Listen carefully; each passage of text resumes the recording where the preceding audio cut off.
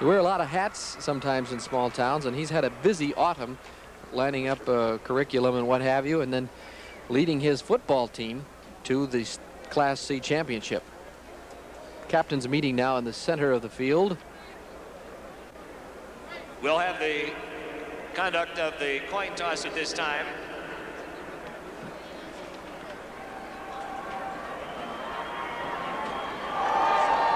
Sherburn-Dunnell will receive.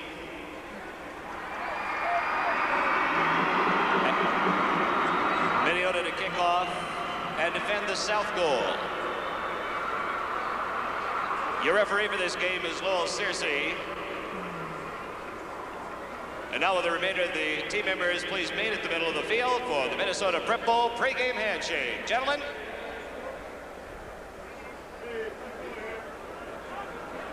That's an interesting choice there. I believe Minneota won the toss, declined to choose, meaning they get the choice in the second half. And so Sherburn-Dunnell takes the ball, and of course the wind factor non-existent in the dome, so it doesn't matter what side they choose to defend. I guess teams just choose their lucky side of the field and go from there. So it should be an interesting battle. As we mentioned, both clubs have lost once. Sherburn-Dunnell at 12-1, Minneota coming in at 12-1. Sherburn around their coach Jerry Tichy, and they'll get the ball first, and barring a fumble on the kickoff, we'll get a look at the wishbone attack.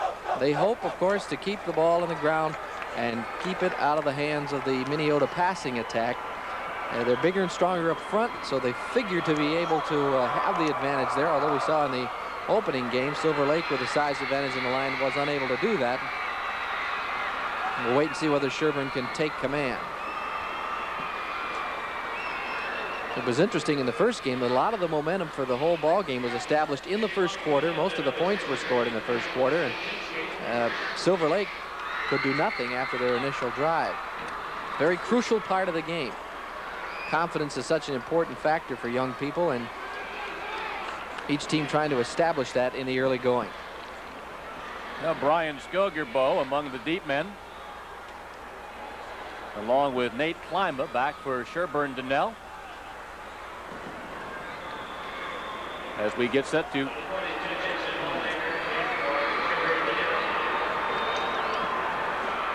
get it underway. And it comes down to Skogerbo back at the 12-yard line across the 20. And is finally chased down back at the 18-yard line. So that's where Sherburn-Dunnell will put it in play. Give the first skirmish to Minneota. The kickoff a little bit short to the 10-yard line, but the return less than 10 yards. So that's a victory for the Vikings. As you look at the Sherburn backfield, Brad Skogerbo, senior quarterback who keys the option attack. It's up to him, of course, to make the decisions on the option. Rosenberg, the leading rusher, Jacobson and Klima are the two halfbacks. Oh, 1st and 10. And not much doing there as they went right smack into the middle of the Minneota line. Fans who've watched the Gophers play this year should be familiar with this attack. The quarterback will either give it to the fullback or take it down the line, keep it himself, or pitch back. And you see the Sherburn-Dunnell offensive line. Wishbone in the backfield. Skogerbo keeps himself and gets it up to the 24-yard line. So a little bit of the experience there as he's going down, reaching out with his right arm, trying to get as much yardage as possible on the spot. Minneota Vikings defensive front. And the rest of the squad. 11 players now from here on out to the rest of the 4 championship games. Skogerbo on a big play, 3rd and 3, brings them up.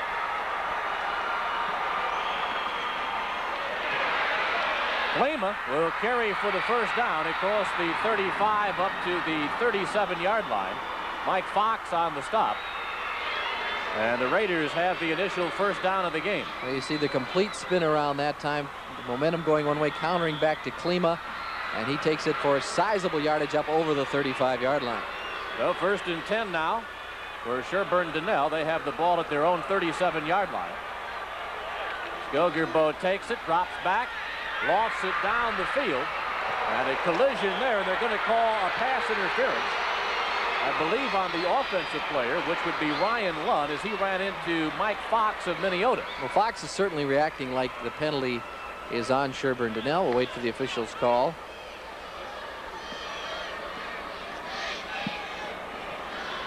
And it is offensive interference. Official feeling that Lunn was trying to prevent Fox from going for the interception. Interesting play. Skogerbo looked, and he had Lunn 5 yards. You could see how well behind the back he was, really hoping for a timing play there. Lunn is a 6'1" player, and Fox at 5'9". He was hoping he could go up and get that pass, but he had to push off. A great position on the play by Fox, and it moves Sherburn-Dunnell back 10 yards. Well, they're saying 2nd and 24. So it's 15 yards. And nothing doing. Jeff Jacobson, the ball carrier, number 29, on 2nd and long. We haven't seen Rosenberg carry the ball yet. He has 159 attempts for the season with 885 yards gained, so that's over 7 yards a crack, and they're saving him. 3rd down, 23. This is a situation Sherburn-Dunnell didn't want to be in.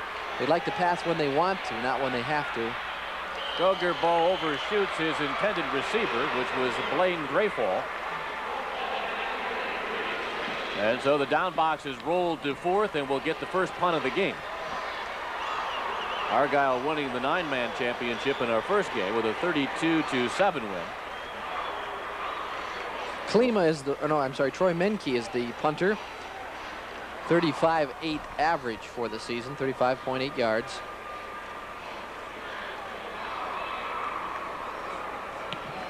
Line drive kick. Away a pretty good one. Mike Fox goes back at the 31, then tries the reverse.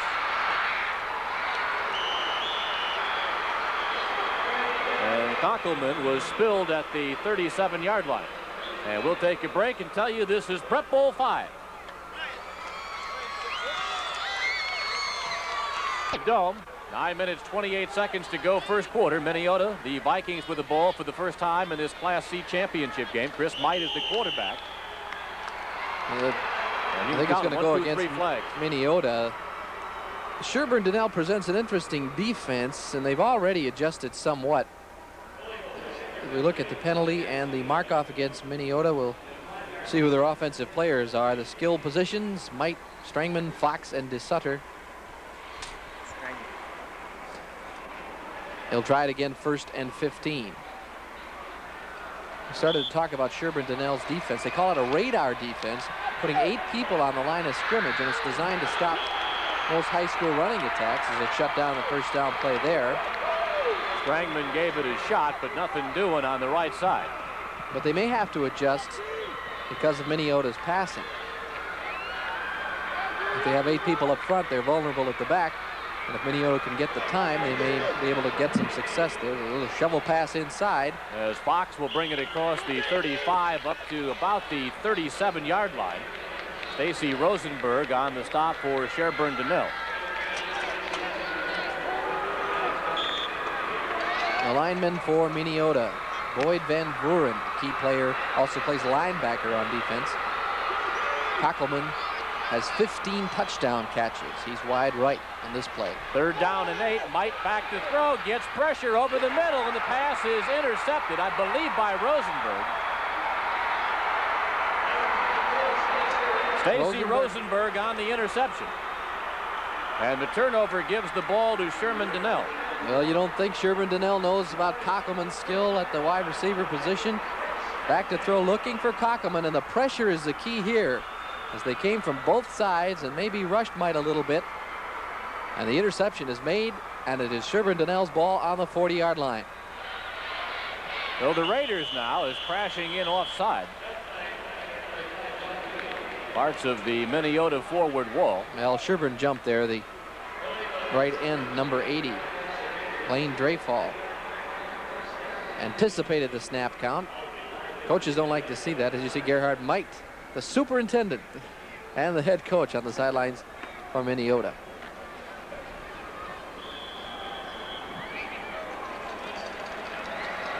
Ryan Lund will split out wide to the right side. Jeff Jacobson splits to the left. Klima is the ball carrier. Goes across the 35 up to the 37-yard line. Brian Bicey on the stop, the 5'8", 160-pound junior in the middle of the line. Well, each team, interestingly, has stopped the other one's strength in the early going. Sherburn-Dunnell was moved back, actually, on their first possession after the kickoff. Couldn't get the ground game going, and then Minneota intercepted on their first pass attempt. So there's a little sparring match going on. Second down and 13. Skogerbo rolls right and then overthrows Klima. Some of the fans booing, wanting interference there, but Skogerbo's ball really didn't have much chance to be caught. Let's go down to Dick Bramer on the sidelines. For an event like this, everybody's got to be on the ball, including the ball boys. The two teams are using two different footballs. One team is using a leather football. The other team is using a rubber football. Sherburn-Dunnell is using the rubber football right now. The teams have their choice what type of football they'd like to play with. Third and 13. Skogerbo pumped once. Now is going to have to run. And he'll be run out of bounds by Bob DeSutter, number 33, coming up from the Minneota defensive secondary. So that will turn the down box to 4. That's interesting. I didn't know that that was an option. And I wonder about the specific reasons as to why Sherburn-Dunnell would rather play with the rubber football. Maybe it's easier to hang on to. There's Skogerbo looking. The rush was on. He had to come outside it. Now he's pointing, trying to get to some blockers. You saw the big block in front. But they were not able to make any significant yardage, and they'll have to kick it away. Roy Menke back in punt formation. It's a fake with Rosenberg, and it's not going to work. Rosenberg did break a couple of tackles. It looked like he wasn't going to get any yardage, but really not a terribly risky gamble on the part of Coach Jerry Tichy, because they have the ball on the 40, and unless you're going to kick it down, unless you want to try to pin him down deep, it wasn't a bad risk. They get the ball back on the 34. Let's take a break. This is Prep Bowl 5.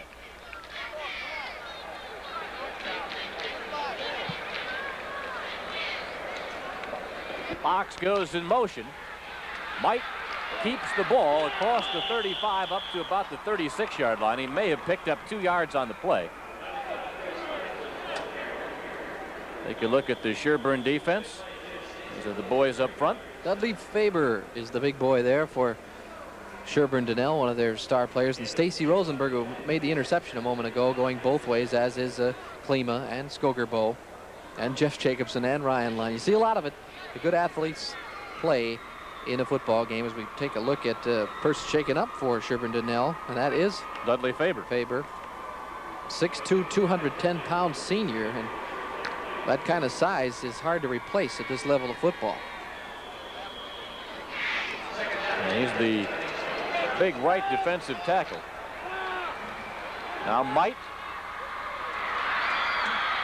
Pass complete to Bob DeSutter. Close to a first down. Good move by Might on that particular rollout. He had Kockelman going deep, DeSutter in short. He looked for the deep man first, see if he could pick up more yardage. He wasn't there, and he dumped it off to DeSutter, and he moved it up near the first down marker. Here's Might rolling to the right, and he takes the safe option to DeSutter, and that's a good way to get your passing rhythm, is complete a couple of those short ones. 3rd and 1. They should pick it up, as that is Strangman, number 44, carrying for the first down up to the 45-yard line. We'll watch and see if Faber's absence in the middle there on the defense for Sherburn. What's the key to victory? Let's join Minneota coach Gerhard Might. Well, there's 2 key things that we have to do well to win. The first, number 1, is to shut down the option that is run by our opponents, which means our ends are going to have to do a good job defensively and on keeping the quarterback from getting loose on the outside. And on offense, we throw the ball an awful lot. So I think the big key there is for our receivers' attention and the quarterback's concentration to get the ball at the right place at the right time to make the reception. Well, he mentioned the attention. Mike Fox had the ball in his hands there and looked like he had enough room for the first down, but a lack of concentration, he dropped the ball, and it forces 2nd and 10. 1 of 3 so far for 7 yards, make it 2 out of 4. That one goes for a first down. And you can really tell that Kockelman and Might have played a lot of catch together, because he made that move. He threw the ball rather before Kockelman made his spin to the outside, and And there was no way to stop that play unless you knew what Mike was thinking and what Kockelman was thinking. He made his break a long time after this ball was thrown, and he was right in the right spot on the sideline for the big 15-yard gain and a first down. So 2 of 4 now through the airwaves for Chris Might. Might takes it, drops back, penalty on the play. The pass complete to Fox. Fox maybe picked up a yard. He might audibilize a little bit there, and Kockelman got caught shifting as the ball was snapped. Legal procedure the call against Minneota.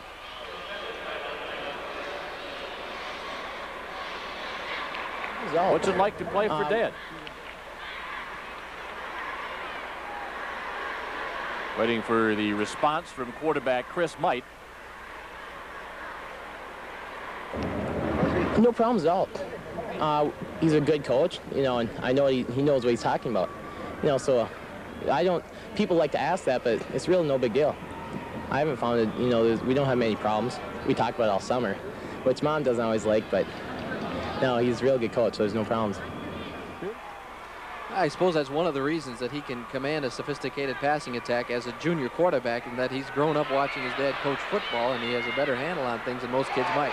Completes another one. This to Bob DeSutter again, who will carry down to the 28-yard line.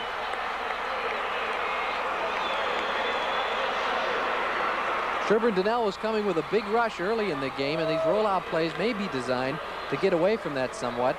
That time Chris Might bought some time with a little rollout move. He got away from the defender coming up the middle, but just barely, as Mike Jansen was crashing in there, and there's the pass. Quickly back, going long for Kockelman, incomplete on the 10. The other thing about Minneota is they don't waste a whole lot of time between plays. They just keep coming at you. 6 minutes, 7 seconds to go, first quarter. Minneota, Sherburn-Dunnell scoreless. Second down, 10 coming up now for the Vikings.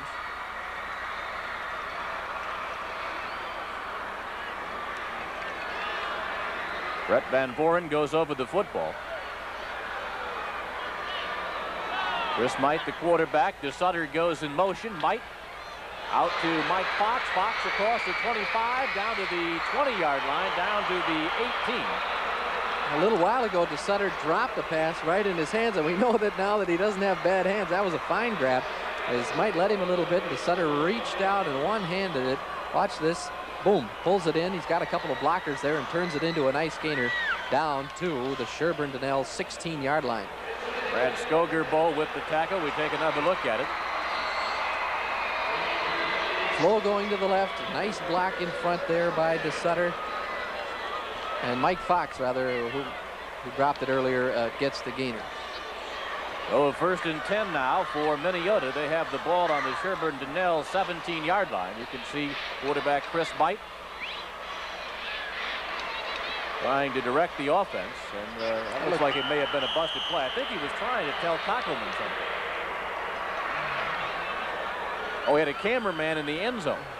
And apparently that's maybe where they were going to go. He was pointing to that. Now, they may have gone astray thinking that we were playing the 9-man game and that they weren't in the end zone. But, of course, this is a 100-yard field, so that'll be corrected. The officials directing our well-meaning crew out of the end zone. Second down, 10 yards to go. To Sherburn-Dunnell switching on defense. Might back to throw, guns it up the middle and drop. Well, he's got the ball, and it's close to the first down marker. Stegner on the catch. So it's not just one weapon. It could be DeSutter, it could be Fox, it could be Kockelman, or in this case, it is Tim Stegner. A nice throw by Mike, going one way, shooting it back the other, and we've got 3rd and 1 on the 8-yard line. They can pick up the first down without picking up the touchdown. They go up the middle to Strangman. First down. And that'll give them 1st and goal to go. And this is at you from all sides. And this is an area of the field where Sherburn-Dunnell has to really wonder what's going to come at them. They got so many rollout passes, flips to the backs. They can hit the tight end. They can hit the wide receiver. And then do you play for all that and leave the running attack vulnerable? Chris Might, the quarterback. Go right at him. Strangman will get at the most a yard. Faber is back in the game on defense for Sherburn-Dunnell, so we're glad to see that one of their top players is going to be able to participate here and hopefully from his team's perspective help bring them back. There's the move into the line by Strangman, and they gang up on it. And Rosenberg, good-looking fullback, is also a tough linebacker, as we can see him put his helmet in there. Might has it smacked right down as Mike Jansen came in and knocked the ball. That might be the way that Sherburn-Dunnell has to deal with Chris Might. Just put pressure on it. Come in there. They used to playing that 8-man line, and they might have to do it out of the Chicago Bears and just get on after the quarterback before he has time to pick out his favorite receiver. 3rd and goal now for Minneota from the 4. Strangman, touchdown.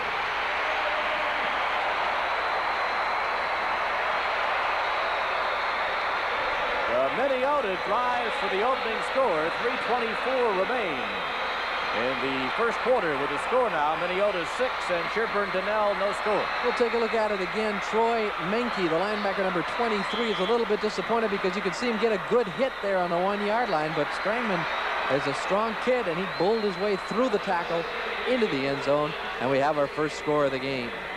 Good-looking drive by Minneota.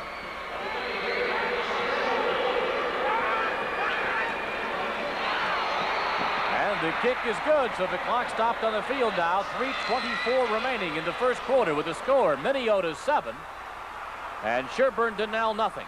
You're looking pass with Sherburn-Dunnell, but the pitch goes to Strangman, who bulls his way through the tackle and into the end zone. And Svedzinski added the extra point and will now kick off. It's good to see Svedzinski clearing his head. He was really upset on a block by Rosenberg early in the game. And he goes both ways and a vital person for Minneota. Really like Rosenberg for Sherburn-Dunnell. He's a tough player both ways, and he has the football here.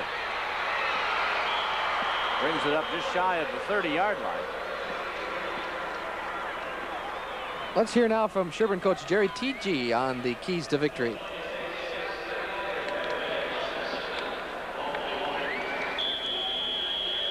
All right, a couple things possibly you look for is you get both teams have outstanding quarterbacks. It's going to be a real quarterback duel. I think the difference in the ball game is going to end up being in the offensive line. I feel offensive line is probably our biggest edge in the game. We have a real good group of quick kids that get off the ball well. If we can control the ball on offense, we're going to eliminate their chance of having the ball on offense, which should give us a slight advantage. Well, we've seen so far that Sherburn-Dunnell has been unable to do that. Of course, a long drive by Minneota took a lot of time off the clock, and Sherburn-Dunnell linemen give them time to regroup and see how they can work things here on this second possession. You can see them hammering away in the middle on 2 consecutive plays, but they've only got a total of about 3 or 4 yards to show for it, and now they face another 3rd and long. Clock running with 2 minutes 29 seconds to go here in the opening quarter. Minneota with a 7-0 lead over the Raiders of Sherburn-Dunnell. Brad Skogerbo, 6 foot, 165-pound senior. He's the quarterback.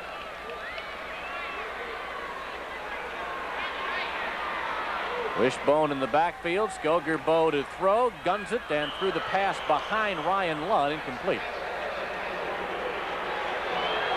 So 4th down again, 4th and 7, and the Raiders will have to punt. Troy Menke comes back in the ball game. Kockelman will go deep to receive this kick along with Fox.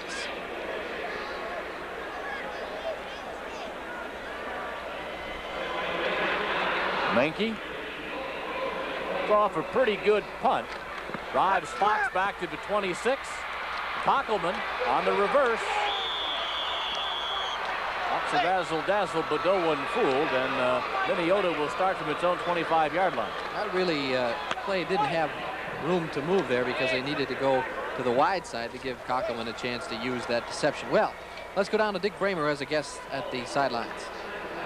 Pete Van Vuren is with us, and Pete, you've got more than a casual interest in this game. Not only are you from Minneota, but you have a couple of boys on the team, and you're also the wrestling coach. Right. This has been an outstanding year for our guys, and it's just been awful exciting having 2 guys involved in your own family. It gets a little tough at home sometimes feeding them, but the problem is you haven't been able to get them to wrestling practice, have you? Well, we're glad to give up a few days of practice for an experience like this, because it's good for the town, and the kids have got an experience that they'll never forget, no matter what the outcome of the ball game is. All right, guys, let's go back upstairs. Well, now it's Minneota's turn to have some problems offensively. Bob DeSutter, with nowhere to go, loses a couple on the play. Actually lost 3 back to the 22. Make it a 2nd down and 13 yards now, facing Chris Might and the Vikings of Minneota. Big tackle there by Stacy Rosenberg, who's proved he can play defense. He's had a couple of ferocious hits. He's thrown a couple of great blocks. The only thing we haven't seen him do in this game is carry the ball, and we know he can do that because he has the stats in the regular season. Little swing pass to Wayne Hennon out of the backfield, picks up the 3, so they're back to the original line of scrimmage, but it's now a 3rd and 10. Minneota 7. Sherburn-Dunnell nothing with 38 seconds to go in the quarter. Replay of the last play. Mike to Hennon. Trying to spread that hard charging defense out a little bit. Active a live action. Mike in problems. Guns it. It's almost intercepted. Tom Lytle, number 34, almost had a clear path to the goal line. Mike has already been intercepted once by Stacy Rosenberg. Again, Mite was looking for Cockelman in the first option. He was the wide receiver going toward the sideline. Doesn't get quite enough zip on this either. Just sort of tosses it up. He was rolling toward the sideline. Now he sees Cockelman covered, looks back, thought he saw an open receiver in the middle, Stringer, but the defender stepped in front and really should have intercepted the ball. Brian Skogerbo is dragged down by Mike Fox back at the 38-yard line.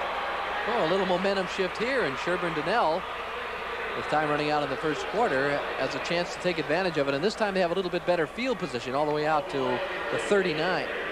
Just 12 seconds remain here in the opening quarter. Minneota has a 7-0 lead. Argyle beat Silver Lake 32-7 in our first ball game this morning to win the 9-man championship. Locked down to 7 seconds. We may or may not get off another play. Skogerbo hit immediately. A ball is knocked loose, and Minneota recovers. Skogerbo didn't have time to take a half a step before the Minneota defensive line was on top of him, and that is the end of the first quarter. With a score, Minneota 7 and Sherburn-Dunnell nothing. This is Prep Bowl 5.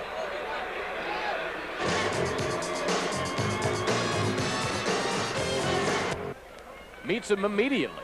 Ball is knocked loose, and Ken Train looks like really he comes up with it. Quick off the ball. They didn't want to block Devlamic. It looked like some sort of a trap play to let him through there, but he got in there a lot quicker. A la Alan Page just blew through and got the quarterback before he could get rid of it. Brian Bicey, they're telling us now, is the man who recovered the ball. Ken Train, 73, also there, but in any event, it is a 1st and 10 for Minneota. Chris Might, the quarterback, giving off to Bob DeSutter, and DeSutter was tripped up in the backfield.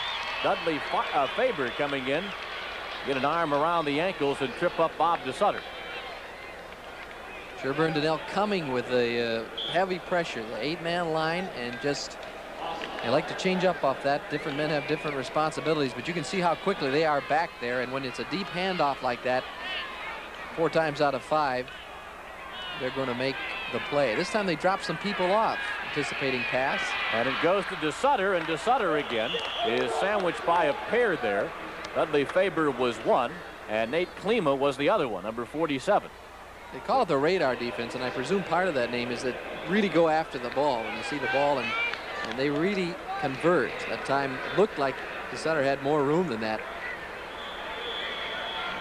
Well, 2 plays have gotten them right where they started. Only now it is a 3rd and 10 with 11:06 to go here, quarter number 2.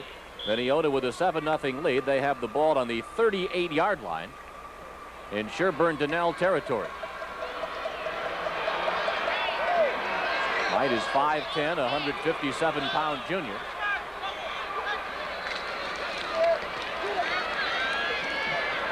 Throwing, and the pass complete to Wayne Hennon.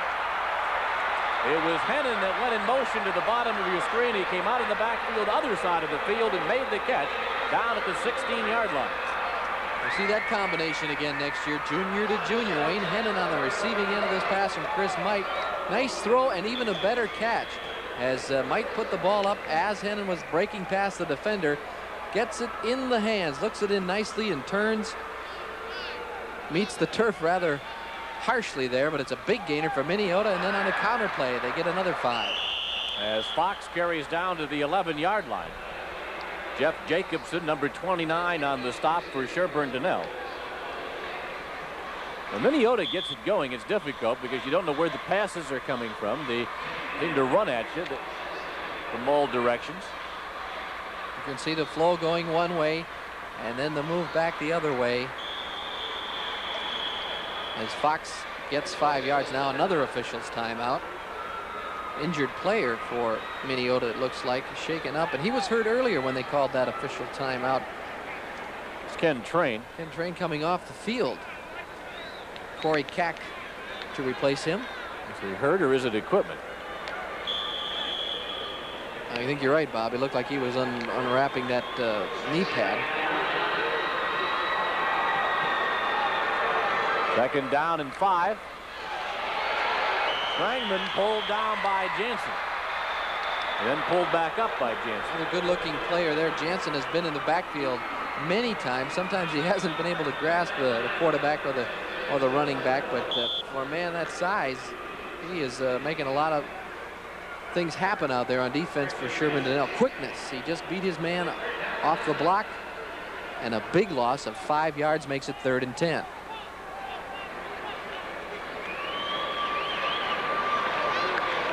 Ball on the 16-yard line.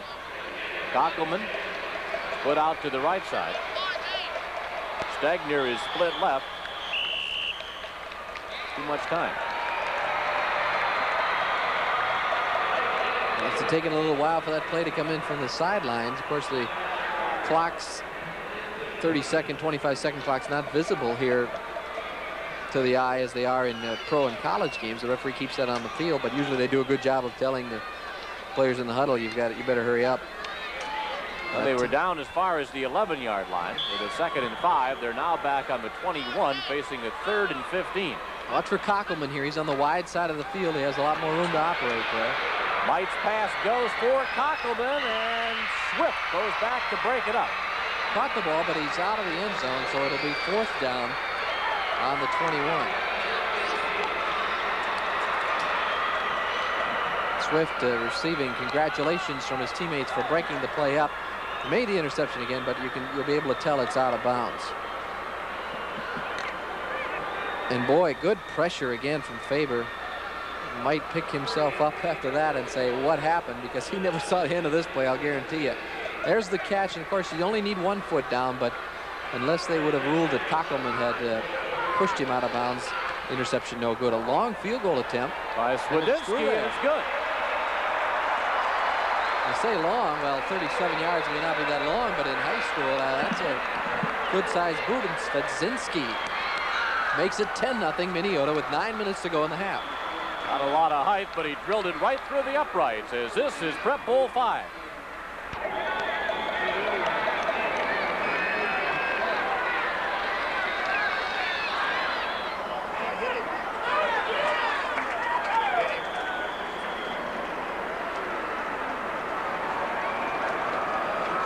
Bob Kurtz, Jim Gilliland back here at the Dome. Onside kick by Minneota, but it hit one of the Viking players before it traveled the required 10 yards. They had recovered.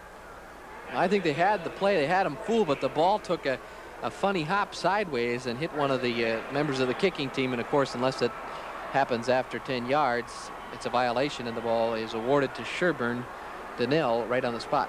Or the spot where it hit the player, which is a good one. 47-yard line now of Minneota. Klima.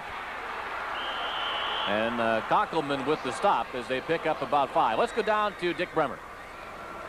All right, thank you, Bob. If you look real close, all the Sherburn-Dunnell players have the number 12 on their socks, and this is number 12, Earl Dietrich. Earl, tell us about what happened and why you're not playing today. Well, I had a shoulder injury last football, and I had surgery in the summer, and then the doctor wouldn't sign me off.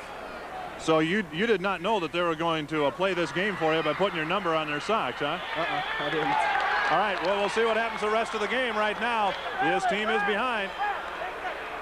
Well, we got a big play here on Minneota. It was a late hit, which will advance the Sherburn-Dunnell cause 15 yards down to about the 23-yard line. You see Skogerbo talking with the official.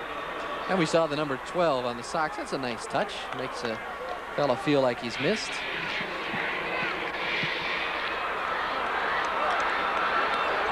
The late hit was on. Well, they just keep walking.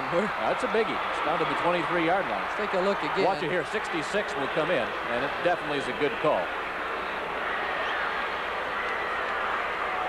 He was late, but it wasn't a real dirty play. You can see he didn't go after him with the headgear, and I'm sure that Drown wishes he could have that mistake back.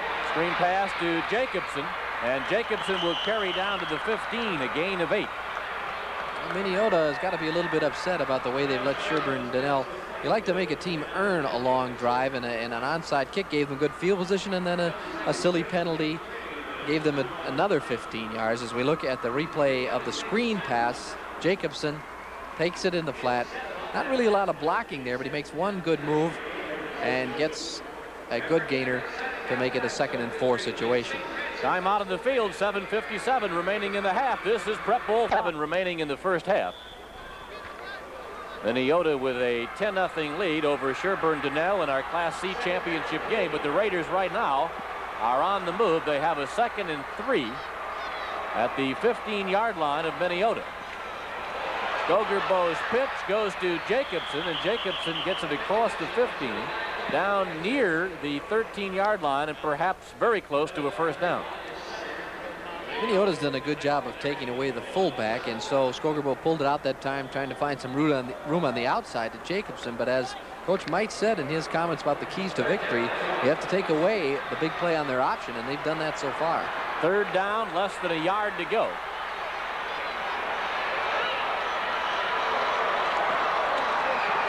Boy, look at the charge of Rosenberg. A lot of strength there, and I was going to say I'd be surprised if he doesn't carry the ball on 3rd and short, because he has a lot of strength, and he takes it to the 10-yard line. So first down, is it 1st and goal, or is it first? Can they pick up? I think it's probably 1st and goal. Looks like it's on the chalk, which would mean that they have to go to the next chalk marker, and that's the goal line. Wishbone in the backfield. Oh, fumble. Rosenberg never had it cleanly, but stumbles ahead to the 5-yard line. Rosenberg got it back. Yeah, he just sort of dogged after it. That was a missed right here. He never really had it. He just tried to chase. Oh, he got a break to it. It hit the foot of one of his offensive linemen, number 61, Jason Peterson, and came back to him.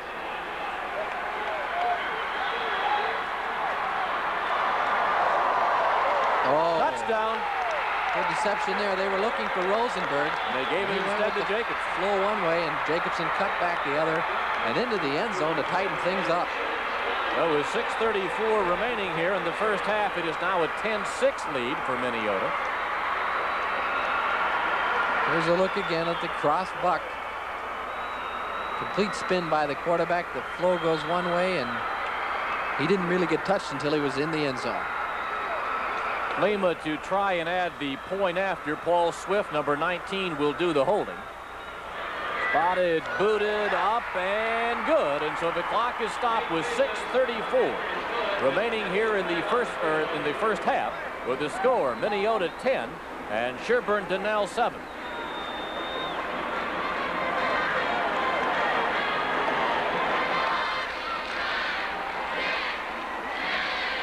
At the Metrodome, we had an illegal procedure called on the point after against Sherburn-Dunnell, so Nate Klima will have to do it again. Move back 5 yards. Klima will now have to put it through from 25 yards away. You can see Paul Swift kneeling. Did it the first time, and he does it again. So now we have 6:34 remaining, and the score is as we gave you before we went to break. Minneota has 10, and Sherburn-Dunnell has 7. This is shaping up as a very interesting ball game.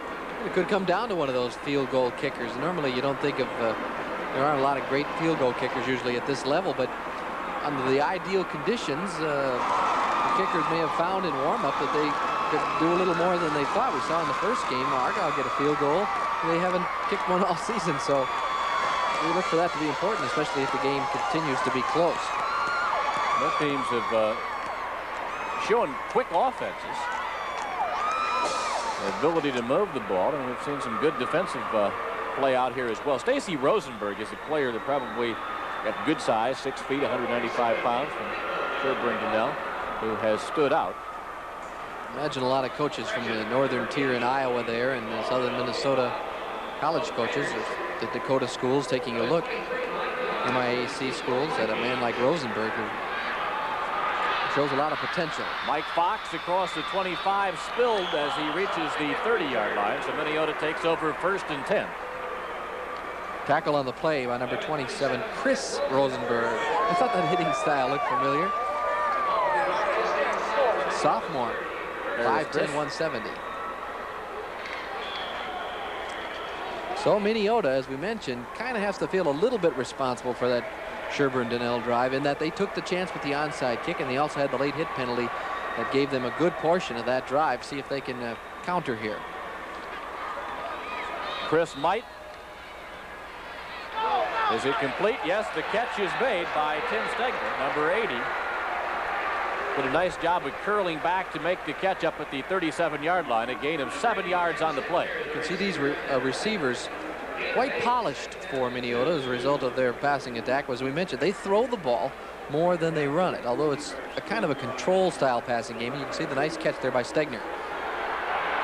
So Strangman flagged down. He got the first down, but I think they're going to bring it back. Jacobson got a piece of him to bring him down on the far side of the field. And Strangman, 6 foot, 176-pound senior. Holding call, you can see, going against Minneota, so that will set him back.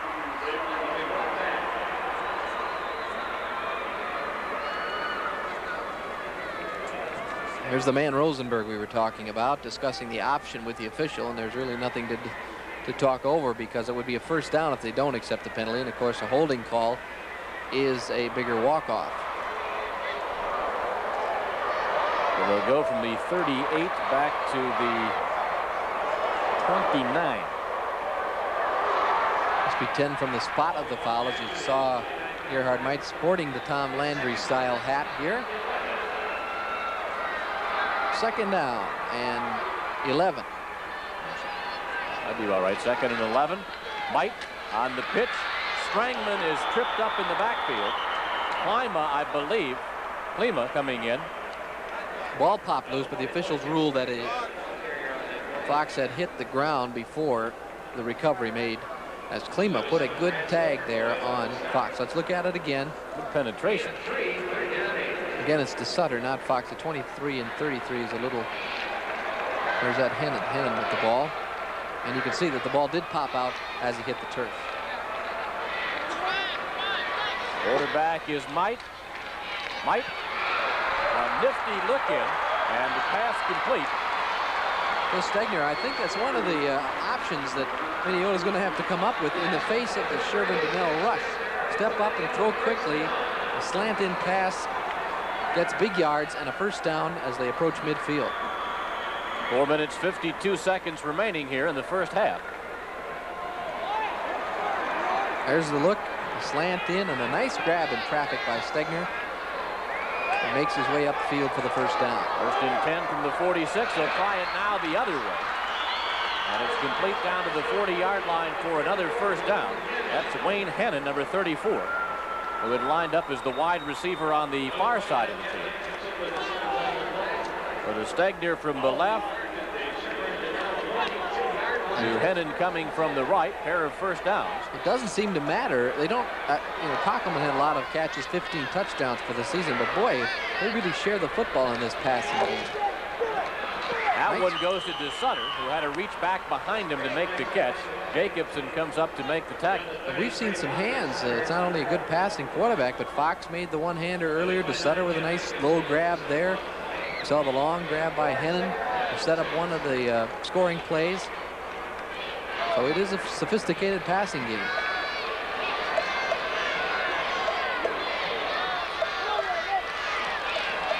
Might up to the 33-yard line. I would think that Minneota, more than any other team probably here, would benefit from the fact that the game is inside. If you got one of those bad Minnesota days, it would screw up the passing game, I think, before it would anything else. And Gerhardt might admitted that in the press conference last night, saying that one of the breaks they got along the way was that they really didn't face any bad weather in the playoffs, and they were thankful for that. Strangman carries for the first down all the way down to the 22-yard line. Strangman, their leading ball carrier, 171 carries, 749 yards for an 6-yard average. Turns it up, breaks one tackle. Lund, 94, comes over along with Faber, 55, to make the stop secure, but it's another first down for Minneota on the 22-yard line. Chris Might completing it to Stegner all the way down to the 9. Well, you can expect them to use that play until Sherburn-Dunnell finds a way to counter it. It's a little bit dangerous if they know it's coming, but hey, they must have felt it was open. Stegner just cuts straight down inside the field, and it's really a good throw there because you could see the hands coming across in front. There were players in behind, and Might threads the needle for a 1st and goal. And Might has been impressive. Is impressive again as he hits the Sutter for the touchdown. A 9-yard scoring toss to Bob DeSutter, and it is 16-7 now for Minneota. I think it's interesting about Mike. Keep in mind that he'd been picked off by Rosenberg early, and then the Sherburn-Dunnell defense just missed another interception. Shake his confidence at all. He has, as you mentioned, Jim, been throwing extremely well. They get them spread out. Throw pass the slant into the left, a roll out to the right. Look for Cockelman deep. Boy, they don't really know what to expect because there aren't just 2 or 3 patterns in this offense. Well, he's hit 13 of 18 for 149 yards and a touchdown as the point after is good. So with 2:56 now to go in the half, it is Minnesota 17, Sherburn-Dunnell 7.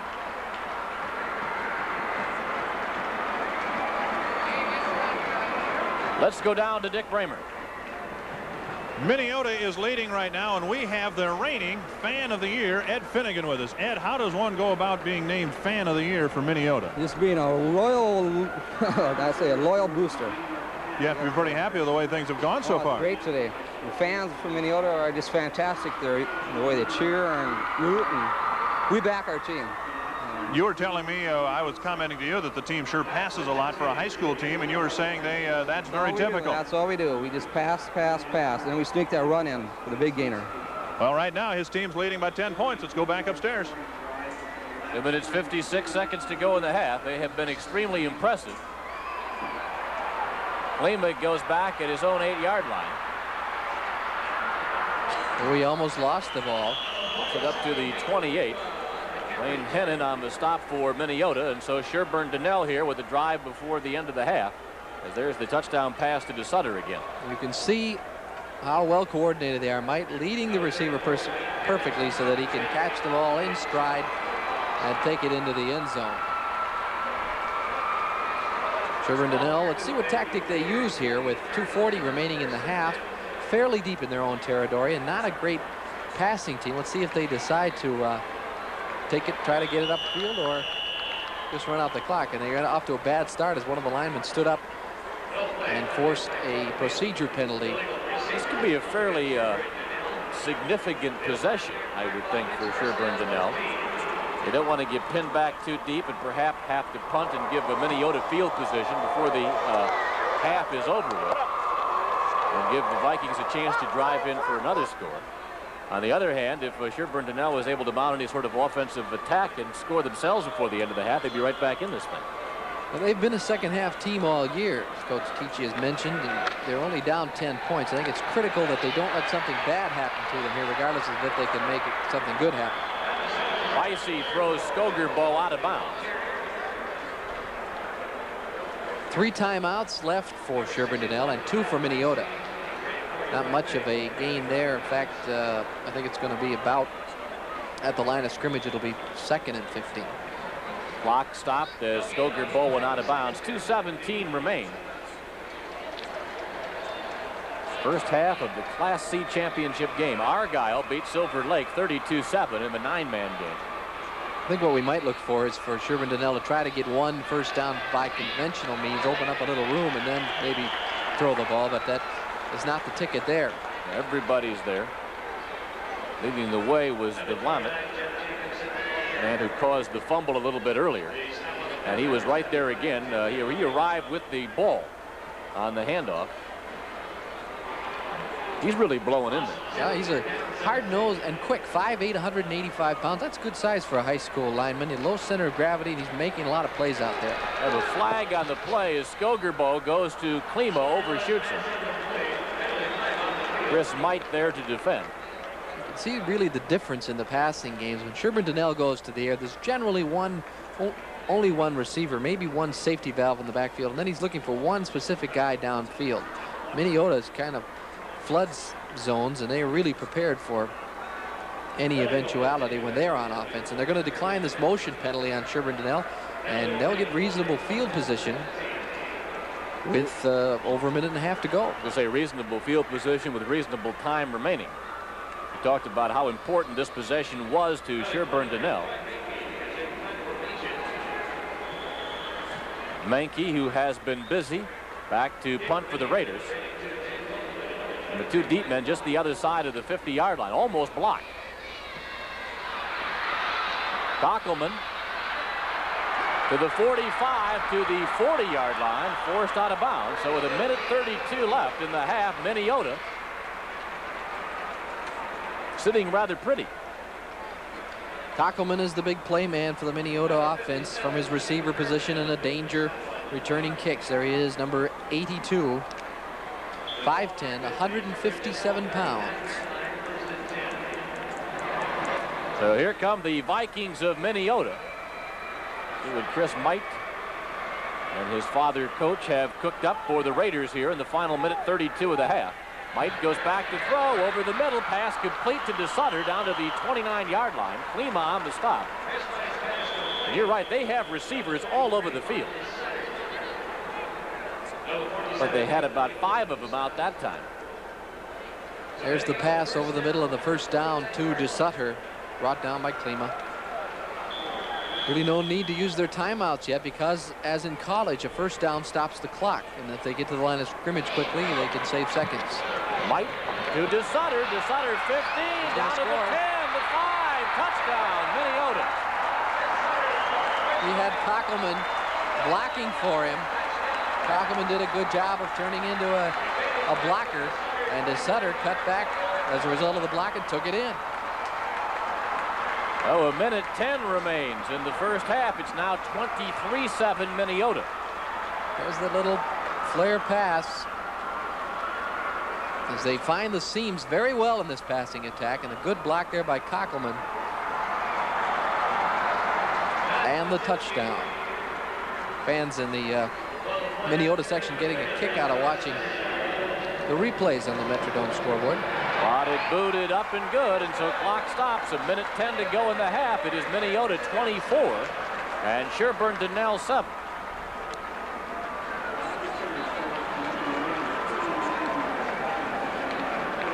Take a look at the touchdown again. Set up in the wingback position. You saw DeSutter. He just broke it down, found the seam. You can see Kockelman with the block and the cutback for the score. So that took less than, they kicked off with just under 3 minutes to play in the half, and they've scored another touchdown at the 1:10 mark. So in less than 2 minutes, Minneota has opened up a sizable cushion. They got the ball with a minute 32 to go in the half, so it took 22 seconds to put the touchdown up on the board. Just 2 plays. And now it is critical for Sherburn-Dunnell, but they make no further mistakes and get into the locker room no further behind than they are at the moment.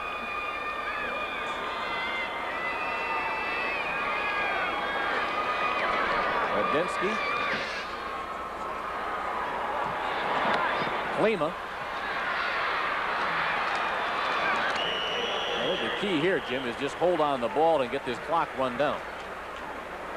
Another interesting thing, because they do have the 3 timeouts, if they could hit one play, well, they would be at midfield. But yet the way they have self-destructed a little bit here lately, they may just want to do, as you say, take it easy, not give any further damage up, and try to regroup at halftime. They've been good at doing that this season.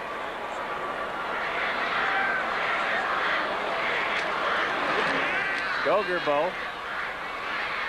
The pass complete. 7-yard gain and a first down as Blaine Dreyfus makes the catch. Not a first down, I'm sorry, second down. Rather, he stopped the clock so that with 54 seconds to play,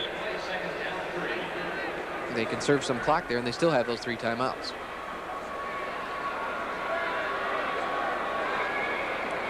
Second down and 3.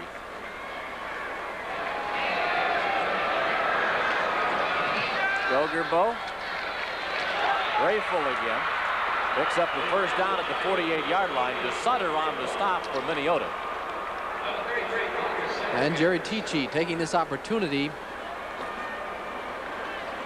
to try to get back in the game. They have taken a timeout, the first of 3. And they're at midfield with 44 seconds to play. I will follow this at 2:30 this afternoon with the Class B championship game. The A game comes your way at 5 o'clock tonight. And then approximately 7:30, 7:45, Apple Valley and Osseo close the day for the AA crown. Earlier, it was Argyle with a 32-7 win over Silver Lake to win the 9-man championship. Here we have 44 seconds remaining in the first half of the C game with Minneota on top of Sherburn-Dunnell 24-7. Crazy Hawk. And he will not let the Raiders section yield to Minneota. Long way to go in the game. Down 17 points. Sherburn-Dunnell.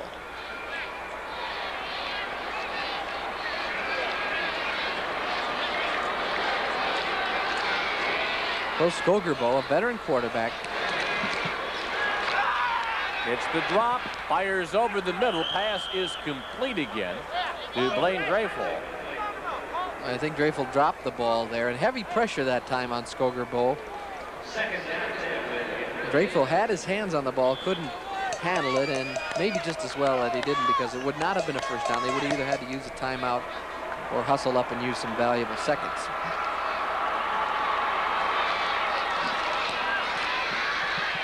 He's open. All Klima couldn't quite get there. He was open. Overthrew him. Back to defend was Bob DeSutter. See, the whole backfield for Minneota, their offensive backfield, is also back in the defensive backfield. Might is there, DeSutter, Fox, and Strangman.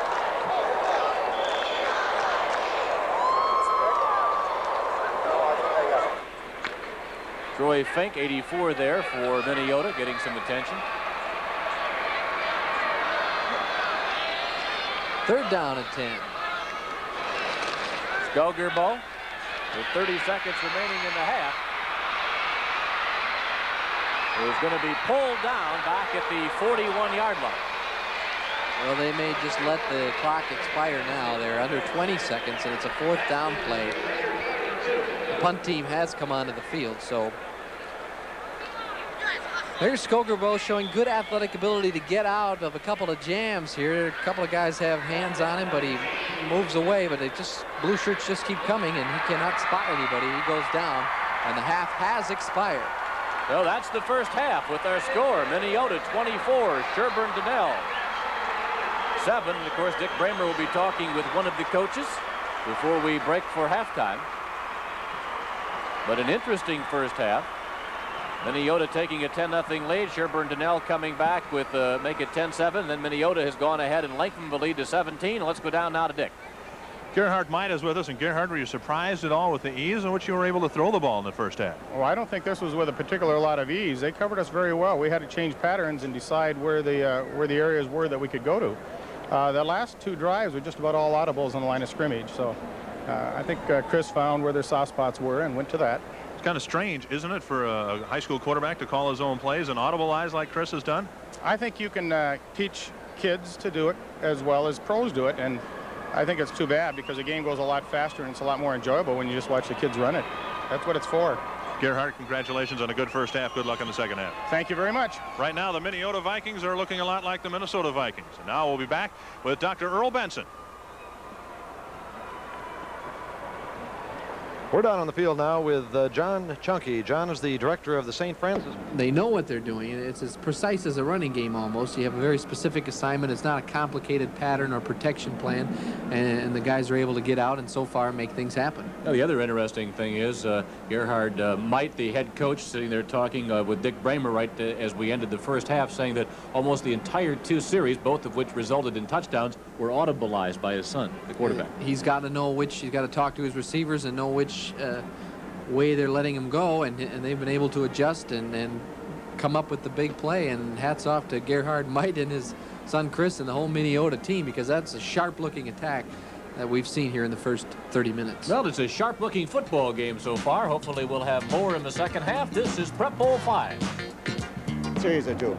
If we can stop and get the ball back a few times, we can score points. I'm not worried about that. Just a matter of getting the ball back. Kind of ironic, because the strength of your team all year long has been the defense, hasn't it? Primarily, this is a passing place here, and we haven't played this. We've got to change our defense to cover their passes, because they do run more of a pass-orientated, and when you run to that, you got to do some things a little different. All right, back up to you, Robert. Okay, Dick, what are they going to do, Jim? Well, controlling Don't give me that look. You heard the man. He said they're going to try to. He said he's not worried about the offense, so that's a good sign. Maybe he's got to display confidence in a team that has produced for him all season long, and I think they will do better on offense. But it's as he mentioned, it's that seam on defense that's been costing him. The last 2 possessions for Minneota went so quickly down the field, as he mentioned, with that the slant in a couple of times, and then the halfback coming out and finding that same area between the linebackers to take advantage of. So if Sherburn-Dunnell can control the football, and well, that's a big if. See, that's where I think they still screwed themselves up at the tail end of the half. When it was 17-7, they got the ball with 3:10 to go, and the offense did nothing, gave the ball right back to Minneota again. Yeah, that's been their. He said that's the part he's not worried about. He's more worried about the defensive end. So apparently he feels, because his club's been a second-half team all year, that they can come on and do something. There's a look at the Sherburn-Dunnell sidelines, and I sometimes don't include Dunnell because, of course, Sherburn made a lot of athletic history. The 1970 state basketball champions from Sherburn. So we look at the 2 areas where they're from. Sherburn down there near the Iowa border was the last team to win the state championship when it was all one division. And they did it with a small school. They came up and beat South St. Paul in the finals in 1970. And then, although Dunnell has always been part of the Sherburn School District, and some of those players contributing even back then, it did not become part of the name until 4 or 5 years ago. Tom Mulso and Jeff McCarron. Those are the 2 stars for Sherburn High in 1970. I think Mulso had 39 points in the championship game. What did he have for breakfast? McCarron was a good football player. He went on to play at Minnesota, I think. Both about 6'5", real good high school players. Well, Minneota will get the ball to start the second half. Fox across the 25 has company very quickly. He's played a pretty strong ball game for Sherburn-Dunnell. Mike Jansen making the stop, and so the onus right now is on the Sherburn-Dunnell defense. They have got to shut down Minneota right now and get the ball back to the offensive club. And we'll see what wrinkles they have come up with defensively to try and stop the Viking offensive attack. Chris Might having difficulty. Looked like a broken play. He turned around and looked for his halfback, Strangman, and he was not there. It's a little bit dangerous looking when Minneota comes to the line of scrimmage. They put Fox and DeSutter out in those wing positions, and then Kockelman splits out along with Stangner. And we've seen that all 4 of those guys can catch the ball. Also 3. They're operating now from the 24-yard line. Chris Might rolls right, throws it. Oh, he dropped it. Jansen had it and dropped it. Rosenberg has picked off Might. Klima came close to picking off Might back in the first half, and that time Jansen had his hands on the ball but could not hold it. Remember the first couple of series, Might had trouble finding his receivers. There was good pressure and there was good coverage. And it's happened again here at the outset of the second half. A near interception for Sherburn-Dunnell, and they need a big play on defense. 3rd and 13, Might lofts it up, and the pass completed. Nice catch over the shoulder by Fox, who goes out of bounds at the 39, first down. for the Vikings of Minneota. And again, Mike throwing that ball long before the man was anywhere near open. And Fox never really was open. He just made a real fine play on the ball over the shoulder. And just in good position away from the defender toward the sideline. Got the first down. White rolls left, hits Fox again, and Fox himself is drilled immediately. Tom Lytle on the stop, the 5'10", 155-pound senior.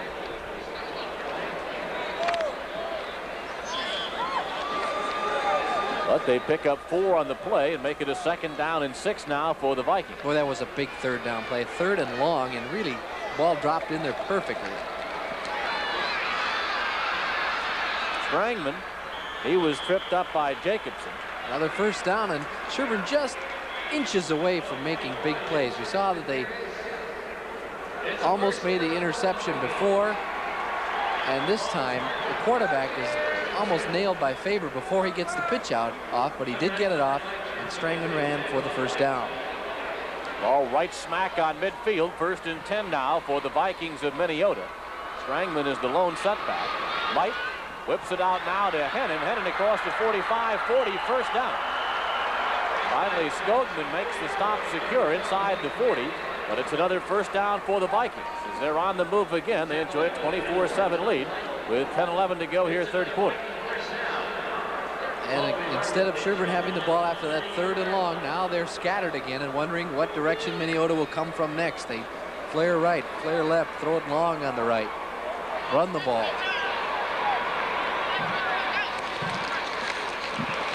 Little mix up in the handoff, but they still pick up some yardage as Strangman carries. Another play that was close to happening on defense for Sherburn, but did not quite. Daryl Ficken, number 76, broke through, made contact with the ball carrier, but he shook loose and got a big first down gain. Ball is on the 32. 2nd down now and 4 for the Vikings. Chris Mite finds Kockelman, first down at the 19-yard line. Paul Swift on the tackle.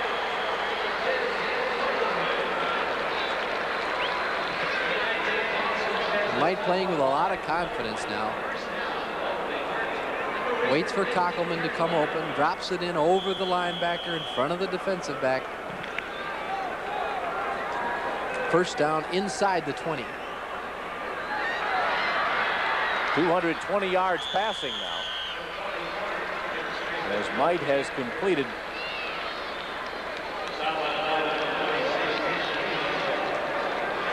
20 out of 28 passes for 220 yards.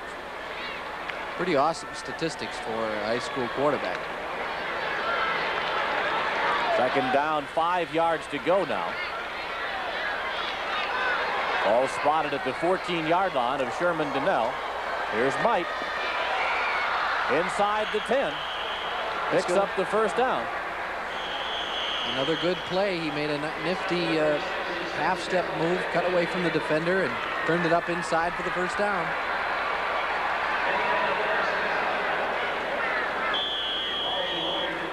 There's Chris Mite. There's the cutback, beating the cornerback, getting inside for the first down. 1st and goal from the 8-yard line. Threw that one in a crowd. Did he get away with it? Well, those receivers, you have to give them a lot of credit too, because they know he's going to come in there, and Hennon was really in heavy traffic, as you mentioned. But Mite does not hesitate. Look at, he looked like he was throwing right to number 7, but that's what happens when things are going well. 2nd and goal from the 2, and they perhaps have taken too much time. No, it's offside apparently against Sherburn-Dunnell. So that'll move the ball half the distance to the goal, so it'll be 2nd and goal from the 1.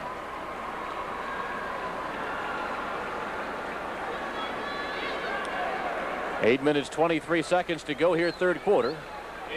Again, Argyle, a 32-7 winner over Silver Lake in our first ball game today. 1st and goal. Mite tries to sneak right along the goal line. No signal from the officials. You get some guys who aren't real big trying to sneak the football, and they're 5'10", 157-pounder. Chris Mite, I was interested in the first game when we saw the Argyle quarterback try to sneak for a touchdown. John, John St. Germain, their first down rather. He's 5'6", 140. Well, it's very close to the goal line, as you can see. Mike brings them up, and I look for the bigger man, Strangman, to carry. He hammers, but did he get in? Yes, he does. Strangman carries for the touchdown, his second of the ball game. And Minneota now is on top by a score of 30-7. Good contact here. There you see Rosenberg, number 22, coming in there, putting a lick on, had some help. But he just was able to get over the goal line. You can see his helmet break through there. And all you have to do is break that vertical plane. And there is Fedzinski, the lineman, who has to put on a kicking shoe, and he has to do it in time to avoid a delay of game penalty. So the big guy's hustling around out there, grabbing the tee, directing traffic, and trying to get this point up. And boy, they didn't wait long for that snap. Spotted, booted, up, good. So 7:48 remains in the third quarter with a score, Minneota 31 and Sherburn-Dunnell 7. This is Prep Bowl. Well, they're already more than 3 touchdowns behind.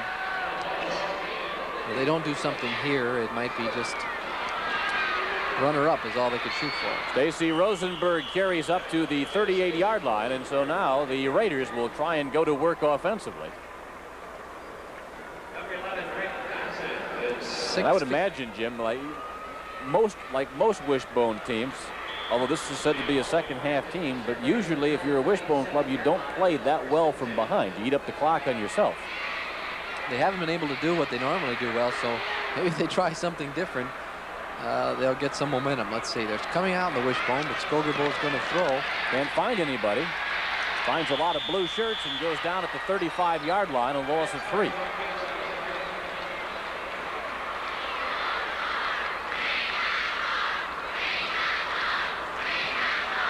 Jerry Tichy kind of upset with the proceedings.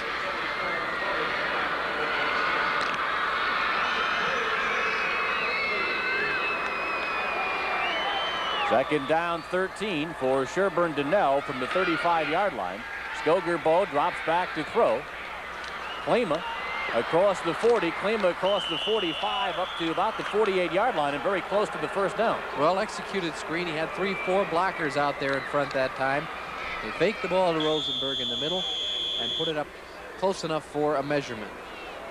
Skogerbo draws the defensive line. There's Klima. You can see they double team a man out there, do a good job of getting him out of the way, and then Klima earns some extra yards by following his blockers. Boy, they really blew a man out of there, and it is a first down for Sherburn-Dunnell on their own 47.5.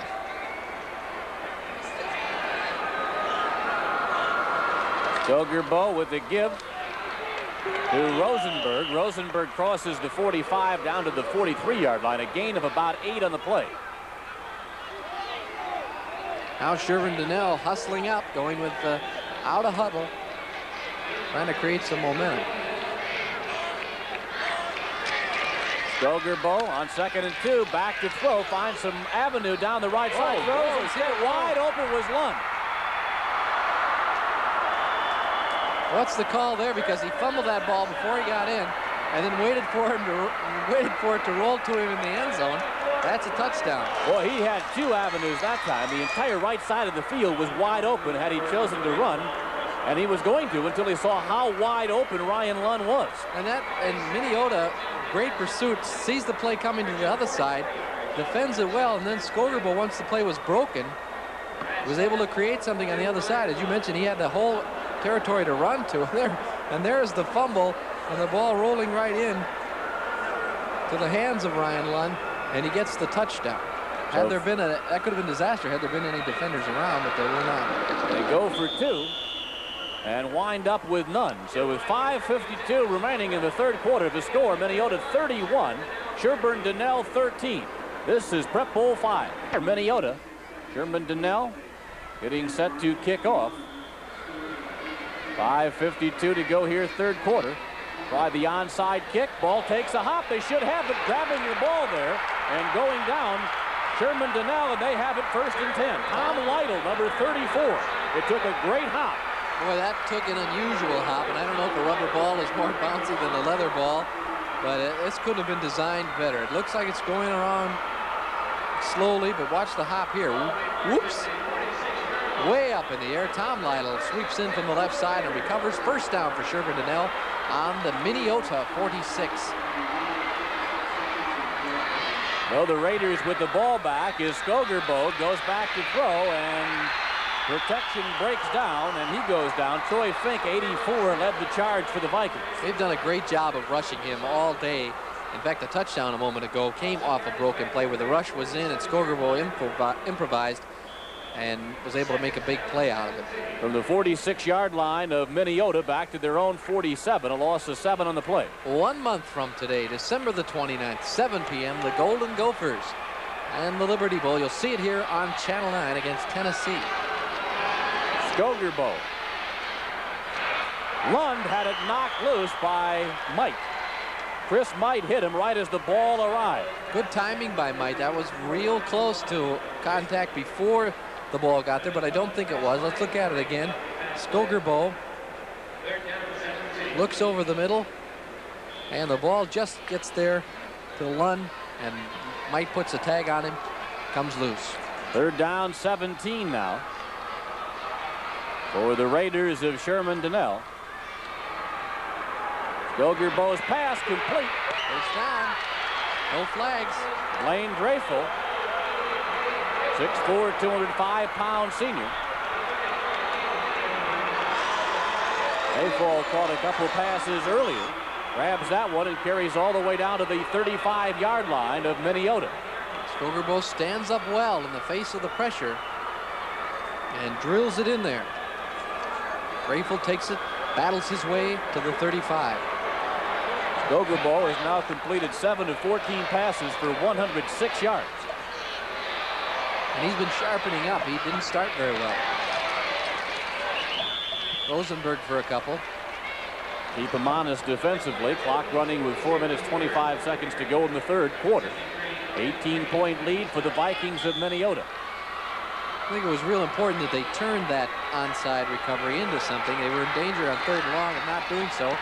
Now they're looking a little better. Pass was low, and Klima failed to come up with it. And let's go downstairs to Dick Bremer.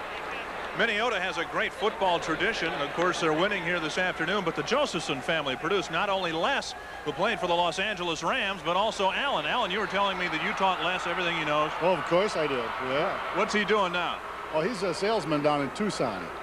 He works for a paper box company down there. And I would imagine you'll be having to give him a phone call after this game to let him know how they did. I believe right now he's covering a game over in Japan for the University of Arizona. Oh. He's doing some color part-time for them. So since he's not here, you'll go ahead and admit that you were the better high school player. Yeah, no doubt about it. Alan Josephson, brother of Les Josephson, who played for the Rams. Let's go back upstairs. Now we had a penalty, 15-yarder that'll move the ball all the way down to the 24-yard line. Second time Minneota has made that error, and with that late hit. I didn't see the call either, Bob, but it was a big penalty, as you mentioned, 15 yards. Skogerbo in trouble, and will go down for a loss of 2 back at the 25. Again, terrific pressure by Minneota, and you can tell Skogerbo is a good athlete. He's got some evasive tactics back there, but with 4 or 5 men on you, it's really tough. He looks, the play that he wants isn't there, and then the pressure coming, and you can see 2-3 shirts around him. Svedzinski was the man in there who made Skogerbo do something he didn't want to. 2nd and 12, Skogerbo. At Lund, they're going to call pass interference against Mike Fox. Fox a bit upset about the call, but he got in there and made contact with Ryan Lund. It's going to be a first down inside the 20. Skogerbo, you see it coming right at you. Throwing for Lund. Let's see if there's some contact made. He's had his hand out there on his back before the ball gets there. I think a good call. And it'll set Sherburn-Dunnell up with a first down as the officials try to decide where to mark it off from. Now the new line of scrimmage will be the 13-yard line. First down and 10 to go. for the Raiders, who have been on the move here in the third quarter. 3 minutes, 30 seconds left, third quarter, 31-13 Minneota.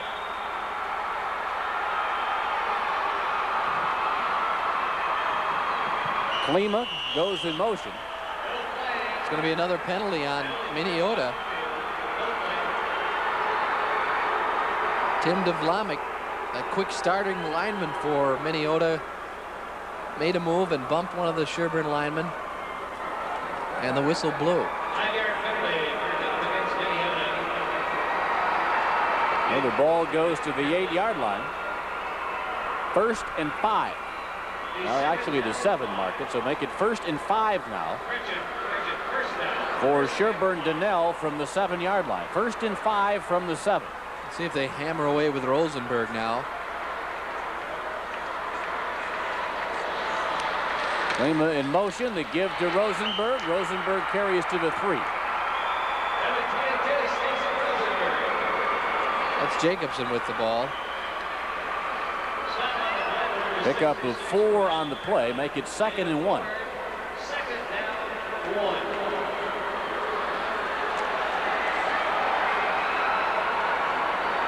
In the wishbone backfield. Now Rosenberg has it. Oh, kept by Skogerbo, but he gets down to the 2, doesn't quite get in. But does he pick up a first down? It is 1st and goal now for Sherburn-Dunnell. 2 minutes, 54 seconds to go, third quarter. Minneota coming in with the goal line defense. Tony Esping, Corey Cack beef up the line of scrimmage.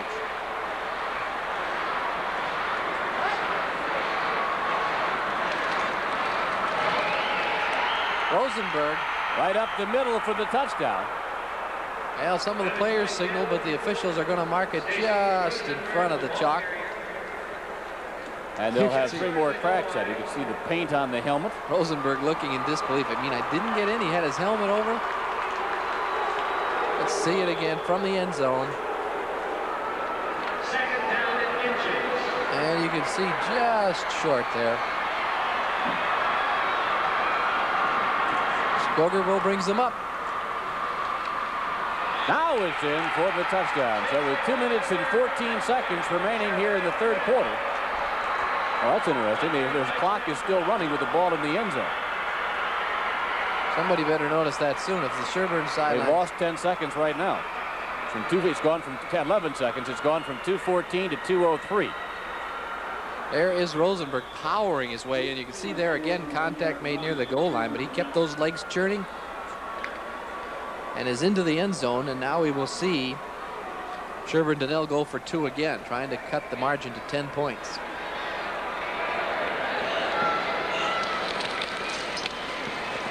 Oh for 3 on that 2-point conversion now. They're having all sorts of difficulty with it. It finally comes to an end. The official clock at the Dome shows 2:03. It should read 2:14 remaining in the third quarter with the score Minneota 31 and Sherburn-Dunnell 19. Used to be the male cheerleaders that did that, but hey, you know, it's equal. Oh, look at this! That's the smartest play in the world, and it's going to backfire on him. And for Minneota, Brett Van Born carries all the way down to the 10-yard line. Well, they went to the well once too often, and I know that's a cliche, but I can't understand why they did it a second time. Well, evidently they feel like they're going to have a lot of trouble stopping Minneota, and they just can't afford to give them the ball. And hey, with the crazy bounces, maybe they'll get it back. But that time, the bounce went the other way, right into the hands of Van Born, and he ripped it down to the 10-yard line. And Chris Might, who has set a passing record for both attempts 29 and completions 22, directs the offense now for Minneota. Those are Prep Bowl records. Strangman down to the 6-yard line.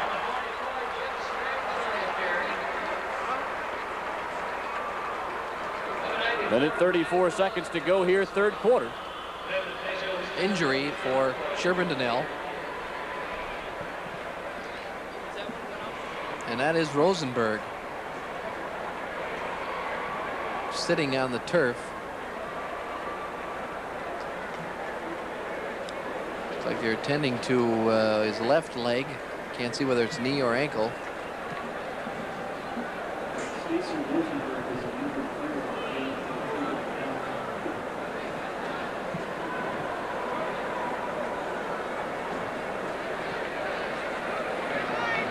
Rosenberg will limp off.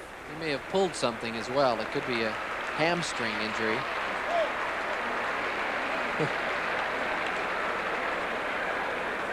Boy, that's a big loss.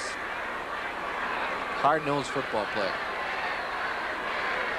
Minute 31 to go, third quarter. 31-19 for Minneota. First time the Vikings have had the ball in a while, as Sherburn-Dunnell enjoyed back-to-back possessions.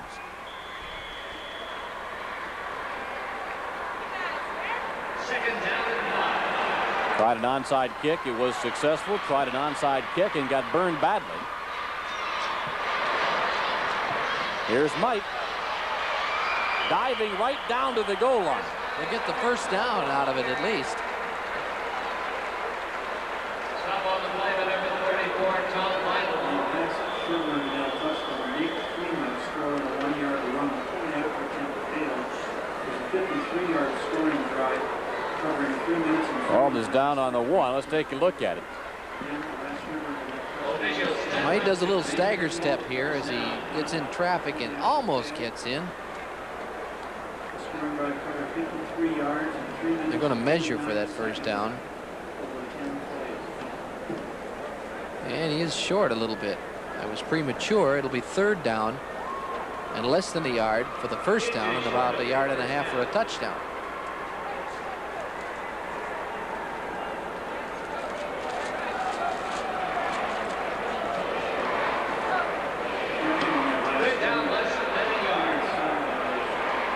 Big play here for Sherburn-Dunnell. They'd like to keep him out of the end zone. Might. Oh Gives to boy. Strangman. The touchdown. Very fortunate turn of events for Minneota because that handoff was not real smooth. But Strangman got it, and he is in for the score. Misplay, but they still wind up with 6 with 53 seconds to go here, third quarter. Let's take a look The at ball it here. just flew out of his hand. Strangman was bobbling it for the first yard and was able to keep his concentration, get his hands around the football, and bulldoze in. The ball just shoots out of Mite's hands, and it did not go cleanly to Strangman. But it is a touchdown, and the extra point would make it 38-19. Bobbled the snap, still got it down, and got it up. So 53 seconds to go. Clock stopped. Left here in the third quarter with a score. Minneota 38, Sherburn-Dunnell 19. This is Prep Bowl 5. Perry Williams. I'll be anxious to see if Rosenberg can make it back. I see him up on the sidelines, but I don't know if he's fit enough to get back in the contest. Comes down to Jacobson. And Jacobson is taken down at the 29-yard line. So Sherburn-Dunnell, which has scored on its last 2 possessions, will try again here. 46 seconds to go, third quarter. Stacy Rosenberg is back in the game at the fullback position for Sherburn-Dunnell. We're told that Rosenberg has a cramp in his thigh.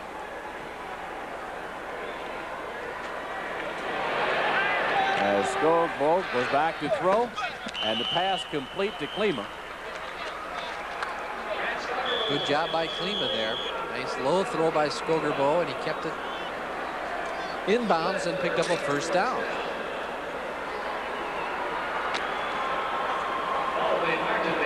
Brad Skogbo, 6 feet tall, 165 pounds. He's a senior.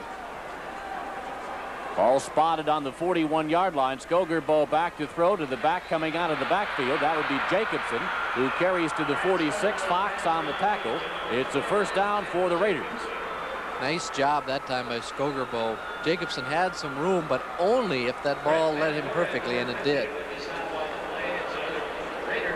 So first and 10 Raiders from the 46-yard line of the Vikings.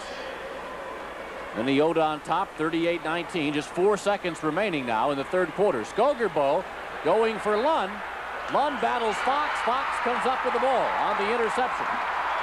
And Fox is bumped out of bounds, and that will end the third quarter of play with the score, Minneota 38 and Sherburn-Dunnell 19. This is Prep Bowl 5.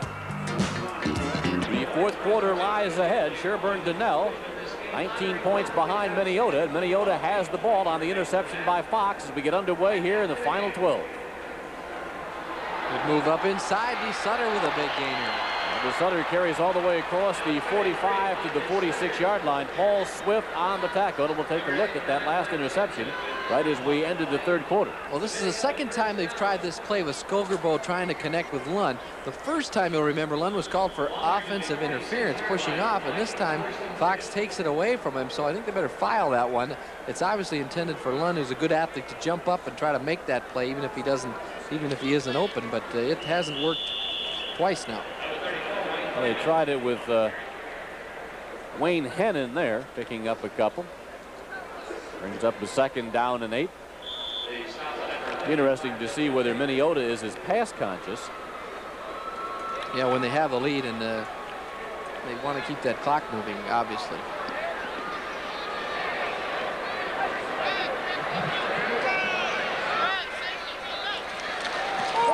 Fumble.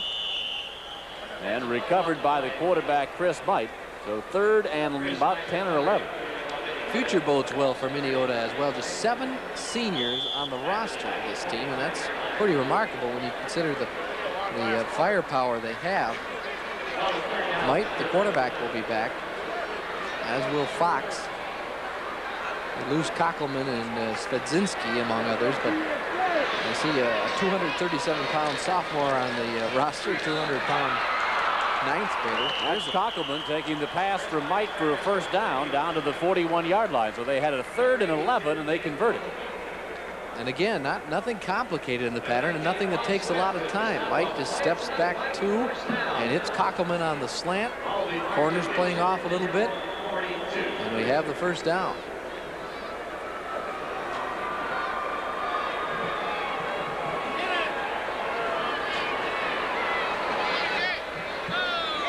First and 10 from the 42. Might. Oh, there's an improvisation that worked pretty well. He started into the hole, was over the line of scrimmage, and just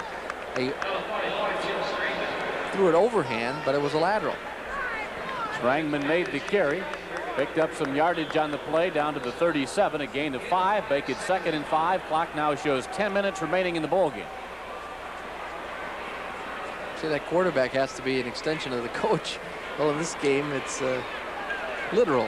Son of the coach, Gerhard Might, Chris Might, operating that fine-tuned Minneota attack. At that time, ball thrown a little high for Bob DeSutter. He couldn't handle it. Stops the clock with 9:51 remaining. Things not looking particularly rosy at the moment for the Raiders. Jerry looks like he played a little ball himself once upon a time.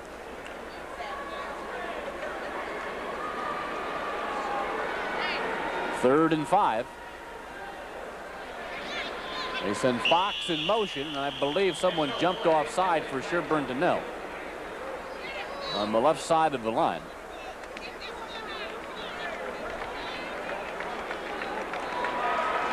With the 5-yard penalty, that will give Minneota either a first down or extremely close.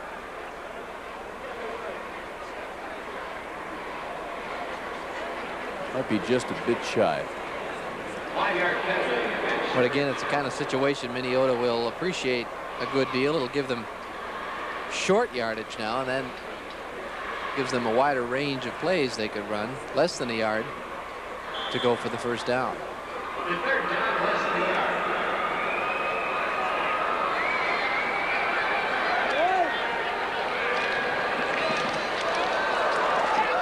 Big hit by Rosenberg, but Strangman carries forward to the first down to the 30-yard line.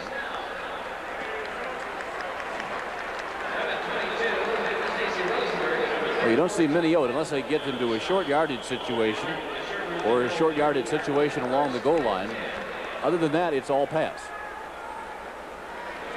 Strangman is the man they go to more often than not when they do run the ball. He's the lone setback, but it'll alternate sometimes with Hennon.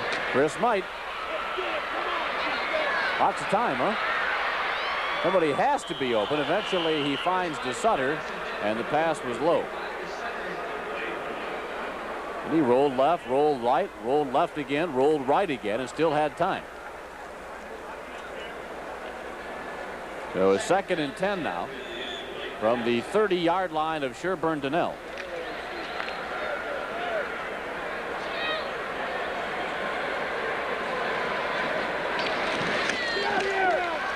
There's the pitch.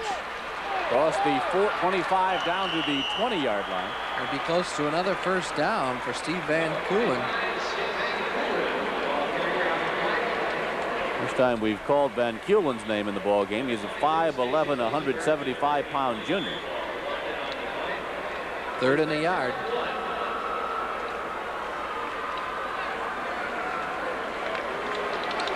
Ball on the 21-yard line.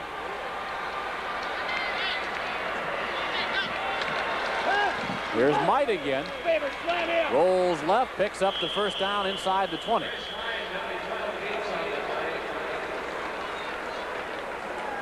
Flo went to the right. He's rolled to the left. Carries down to, I believe, the 18. 1st and 10 now for the Vikings of Minneota.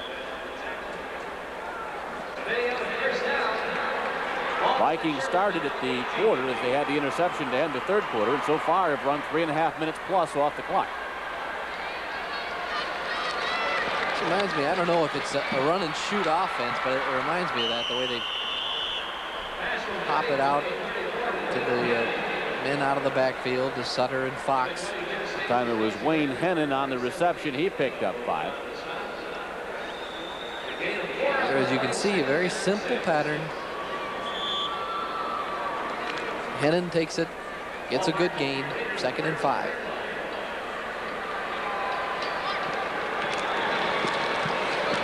And Keulen crossed the 10 down to the 6-yard line. 1st and goal now for Minneota.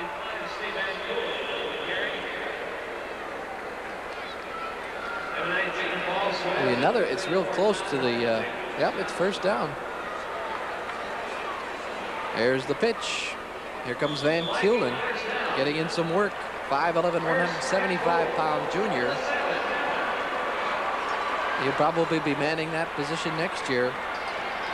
Because Strangman is one of those 12 seniors, or 7 seniors we talked about. Might throwing in the end zone and incomplete. Kockelman had a shot at it when Might let that ball go. I thought it was going to be too far, but he knows Kockelman well, and he put it in the spot where either Kockelman would get it or nobody would. And they almost came up with another big play. Kockelman had his hands on it, a good defense, and he can't hold it.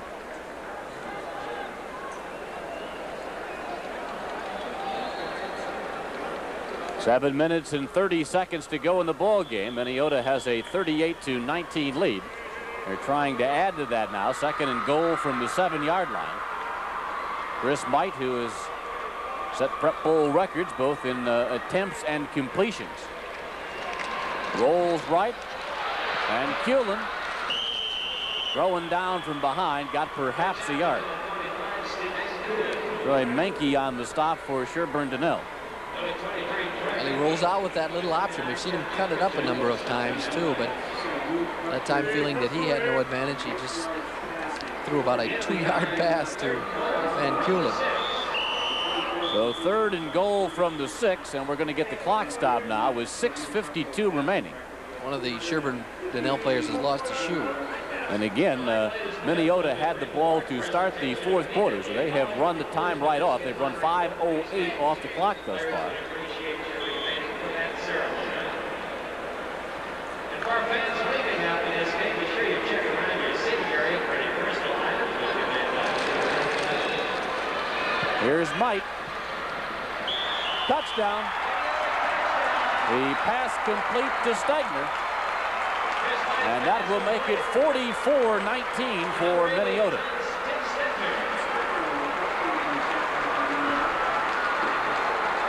Well, Minneota's rolled up some impressive offensive numbers this season, and now we can see why. Stegner, good hands again. The receivers have made a number of fine catches. Might deserves the passing records he's achieve, but boy, his receivers have helped him out. That one down low where only Stegner could get it. He makes the play, and it's becoming evident that Minneota will be our Class C champion.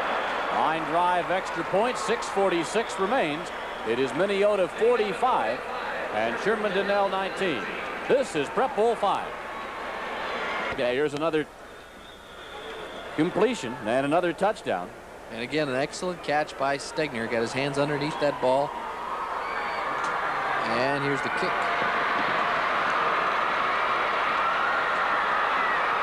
Jacobson carrying all the way back to the 33-yard line, just trying to find an opening. And that's where Sherburn-Dunnell will take over with 6:37 to go in the game. And the Raiders trail 45-19. Chris Might now assumes a position as safety on defense. But it's offensively that he has made his presence felt heavily here at the Metrodome in this Class C championship game. A record-setting performance for Chris Might. 5-yard penalty against Sherburn-Dunnell.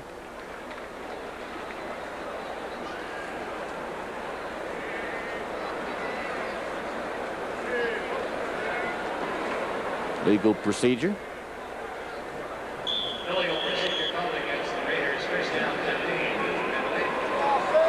And a long day for the Raiders. Skogerbo. Nowhere to turn. And down he goes. Back on the 17-yard line. A loss of about 11 on the play. He rolled left, then tried to turn around and turn it right, and everywhere he looked there were blue jerseys. Well, that's really been one of the keys, in my opinion, is the pressure Minneota has put on Skogerbo every time he's been back there. Second down, 24. Second down, 24 yards to go. Skogerbo back to throw again, whips it down the middle, and it should have been picked off by Might, who just overshot it just a bit, just failed to time the leap. Let's go down to Dick Bramer on the sidelines. I am here with the Viking cheerleaders. I want your name and your grade. I'm Valerie Miller, and I'm a senior. Kathy Wafels, junior.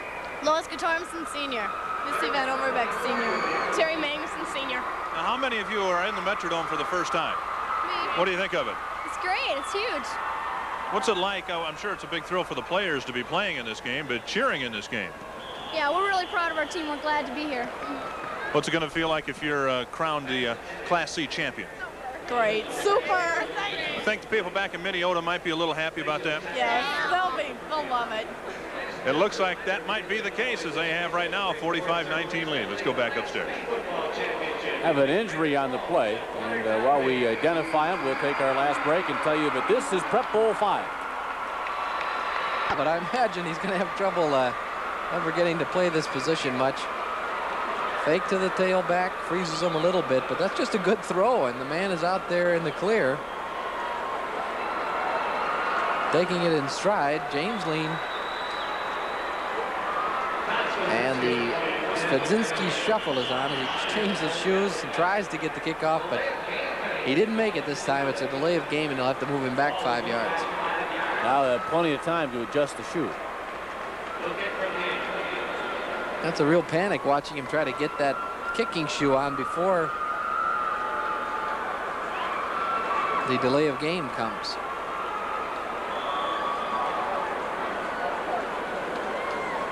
I learn how to kick barefoot. It's a big clodhopper to drag around a surface like this.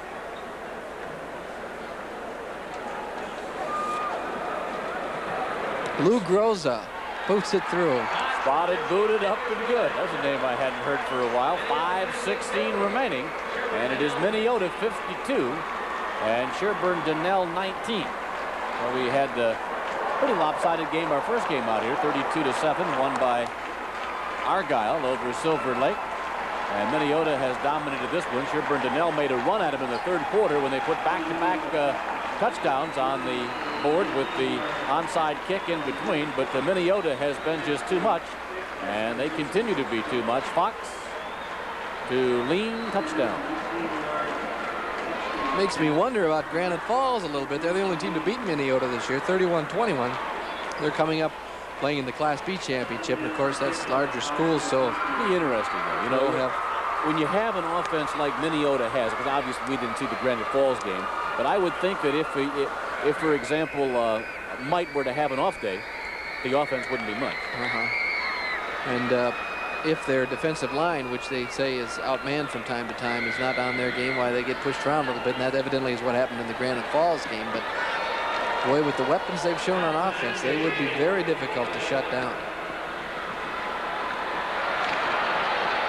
Fumble. And I think Minneota has it back again. Flag is on the field. Nate Klima was hit hard, and the ball popped free. Penalty marker down, and we'll check it the way the officials are reacting. It looks like it probably is against Sherburn-Dunnell, so things continue not to go their way. And they'll have no option here, of course, because Minneota refuses the penalty in order to take advantage of recovering the fumble. 5:10 remaining. Looks like Fox is still the quarterback.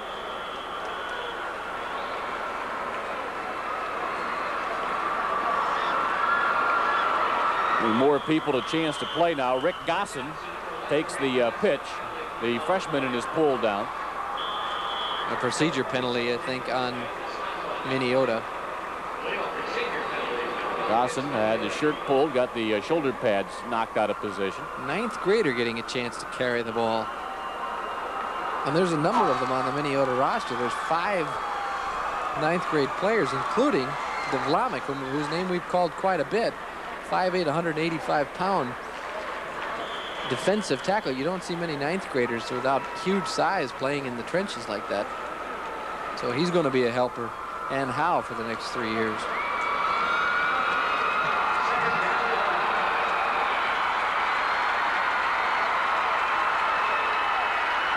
Sweep play with Lean, and tackled on the far side. Tackled inbounds. They keep the clock running. Now they stop it with 4 minutes and 33 seconds left. Gerhard Might on his way to a championship.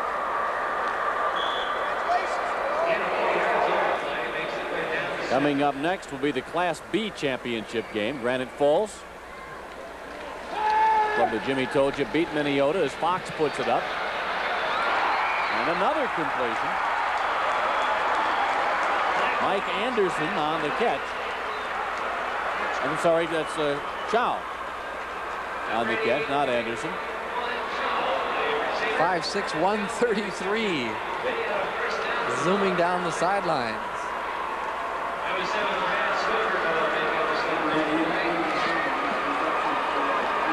Well, it's interesting to me the way they huddle up about 20 yards from the ball. Maybe they don't want their signals overheard. Everybody moving. That'll draw about 18 flags. Mentioning our next ball game, which should be coming up about 20 minutes or so. Granite Falls against Watertown Mayor. Watertown Mayor enjoying a good athletic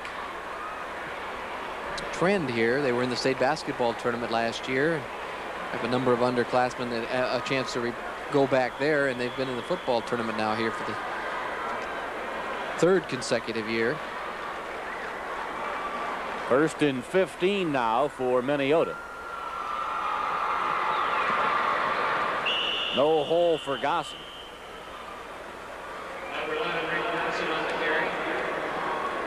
But Minneota, certainly, I would think, Jim, among the more entertaining high school squads you've watched. Well, as we said, you just really don't see high school teams throw the ball like this team has. Especially, well, they throw the ball more than they run it. They make no mistake. That's the way things are designed. They just didn't feel they were that strong up front. And, boy, even if they get some big linemen, I don't see any reason to change the way they run this passing game. James Lean, the sophomore, goes right up the middle, down inside the 10, down to about the 6-yard line. They're going to spot it back at the 7, make it a 3rd down and 5 now for Minneota. They have racked up 52 points.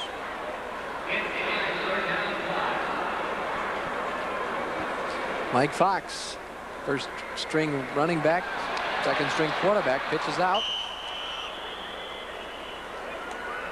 Number 46, Scott. And of course, rather than kick the ball out, try to get it. They're deep in Sherburn territory. They don't need any more points.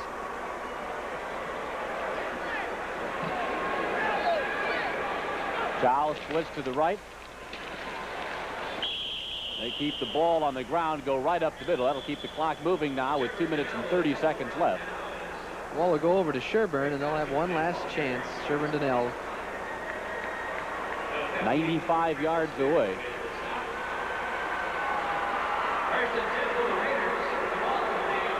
Dick Bremer standing by with a special guest. Let's go down and visit Dick. Dick?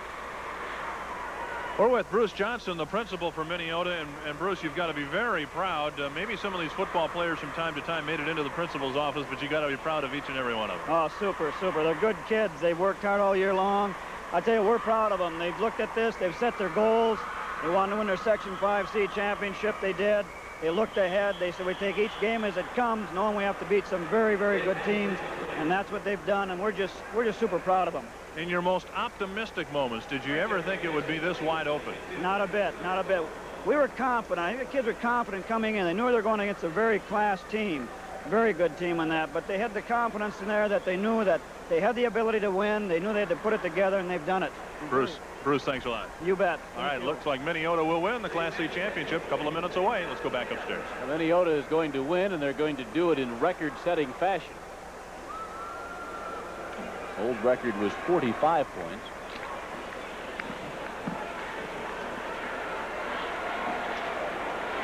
Teams will be shooting for them next year. They'll have most everybody back, and they'll be heavily favored, I would think, to at least win their section and get back into the 8-team Class C field. And it'll be a test of these players' character to see if they can repeat. Now, Westbrook had 45 points back in 1985. Way back in 85. Way back in 85. Fine season for Jerry Tichy, the coach of Sherburn-Dunnell. They'll finish at 12-2.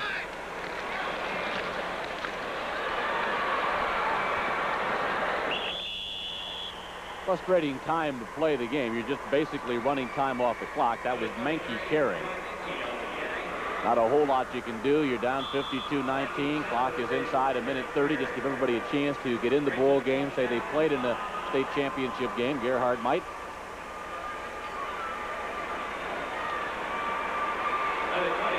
Punt team is in, so Sherburn-Dunnell will try to kick it away. Their loyal fans have resorted to chomping on hot dogs. A little quiet. A couple yells of encouragement. Menke back and drives the punt. Eric Hennon letting it bound around, and finally it'll be killed around the 45-yard line with 46 seconds remaining in the ball game. Again, the Class B championship game coming up after our award ceremony. Granite Falls goes against Watertown Mayor, and then a little later on, perhaps by 5 o'clock or so, we'll have the A championship game, Stewartville against Cambridge, and then the AA game, which will match Apple Valley and Osseo, comes your way about 7:45 this evening.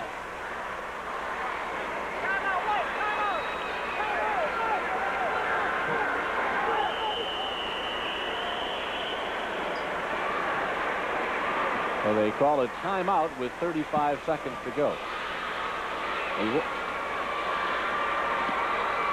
That's what they play for.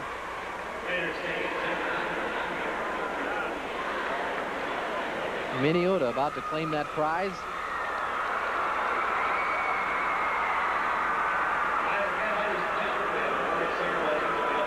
With everybody into the ball game, they're counting up the number of players out there.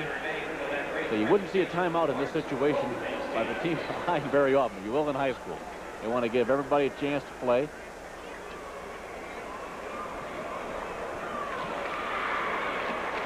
Mark Zems gets in the ball game.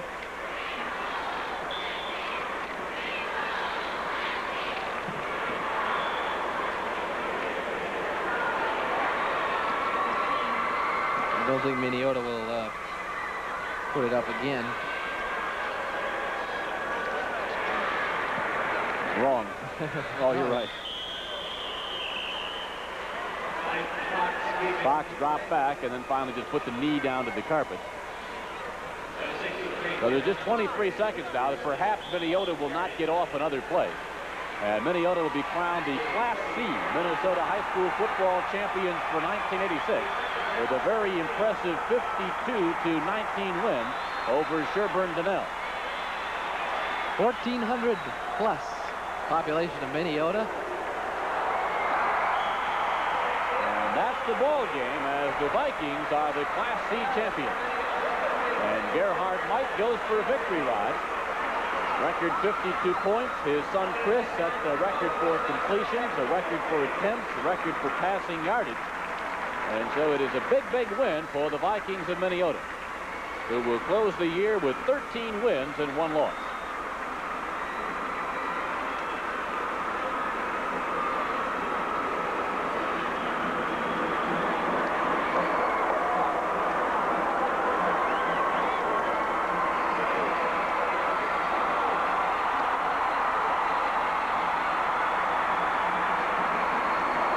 Smite.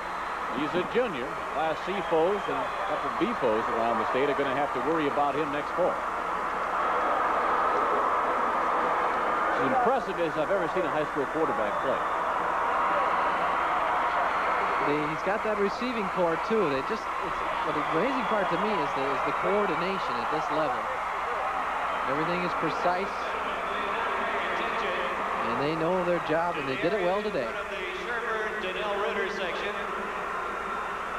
where members of the Minnesota State High School League Board of Directors, Michael Cook, Superintendent of Jackson, and Wayne Swenson of Belgrade, Melrosa, assisted by State High School League executive staff, will make the presentation of the second place trophy and the silver medals.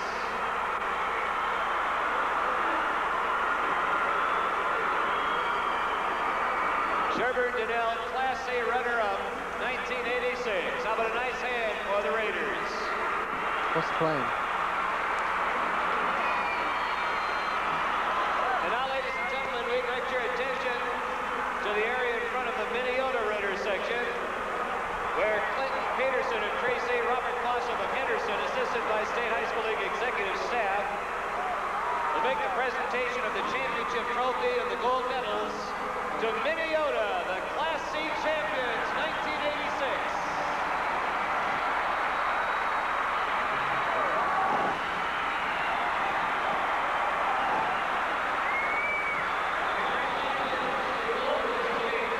And that concludes the award ceremony.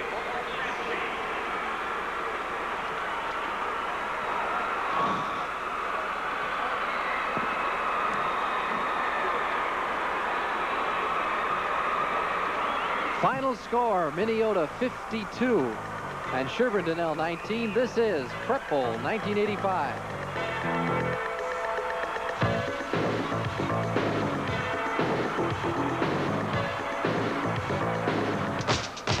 That is the final. The Class C championship goes to Minneota with a big win this afternoon over Sherburn-Dunnell for the Class C title. And standing by on the field with Dick Bramer, a record-setting quarterback and a very proud father and coach. Dick? Minneota, the champions for Class C. Quite a team and quite a tandem here, the head coach and the quarterback.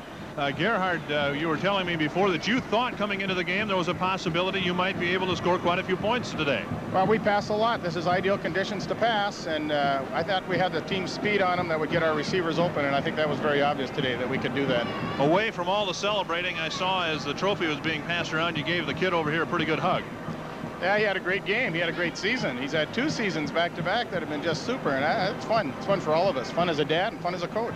Chris, congratulations on a great effort. What in the world were you keying on their defense that allowed you to audibilize so well in the first half? Oh, right away they came out with kind of like a 2-3 deep zone, and they bump around our receivers, and they had 3 deep.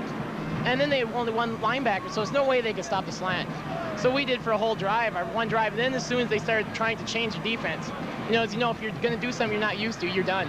And that's what happened. They got a little mixed up, and Their defensive line was a lot different from the 13 games prior to that, and we pretty much ate them up with that. And you were able to mix in the run a little bit in the second half to keep them off balance. Yeah, we wanted to establish Jim a little better off tackle. Most of the year we've been getting around end, and that's about what we did against Dave. Quick pitches. We're not really big enough to manhandle up front, so we do a lot of that quick pitching, and yeah, it's great. We got them off balance, and we kept them off balance the rest of the game. A record-setting performance. I'm sure you feel good about that, but it's awfully nice to win the state title, isn't it? Oh, yeah, I'll take the title over the individual stuff any day. You better believe it. All right, congratulations to the Mites, the coach, and Chris, the quarterback. Let's go back upstairs to Jim. Thank you, Dick. Class C in the books. Class B coming up. Granite Falls against Water. The Minnesota Vikings would love to have a game like the Minneota Vikings did today in the Class C championship. They set a Prep Bowl scoring record with a 52-19 win over Grand Meadow. Head coach Gerard Mitt felt mighty proud of his Vikings, especially his son Chris. The junior quarterback went wild today, completing 25 of 35 for a Prep Bowl record 259 yards. This 29-yard pass to Bob DeSutter made the score 24-7 late in the first half. The final of Mighty Mitt's 3 TD strikes was a 6-yarder to Tim Stegner in the final quarter. The young man with 60 career touchdown passes and nearly 3,000 yards passing this year didn't let the father-son relationship affect the team this year. You know, when the game's over, it's over. We talk about what we can improve on with the whole team aspect. It's not any individual. We have a whole team here, and that's what makes records possible. Well, Argyle made their 3rd straight trip to state a worthwhile.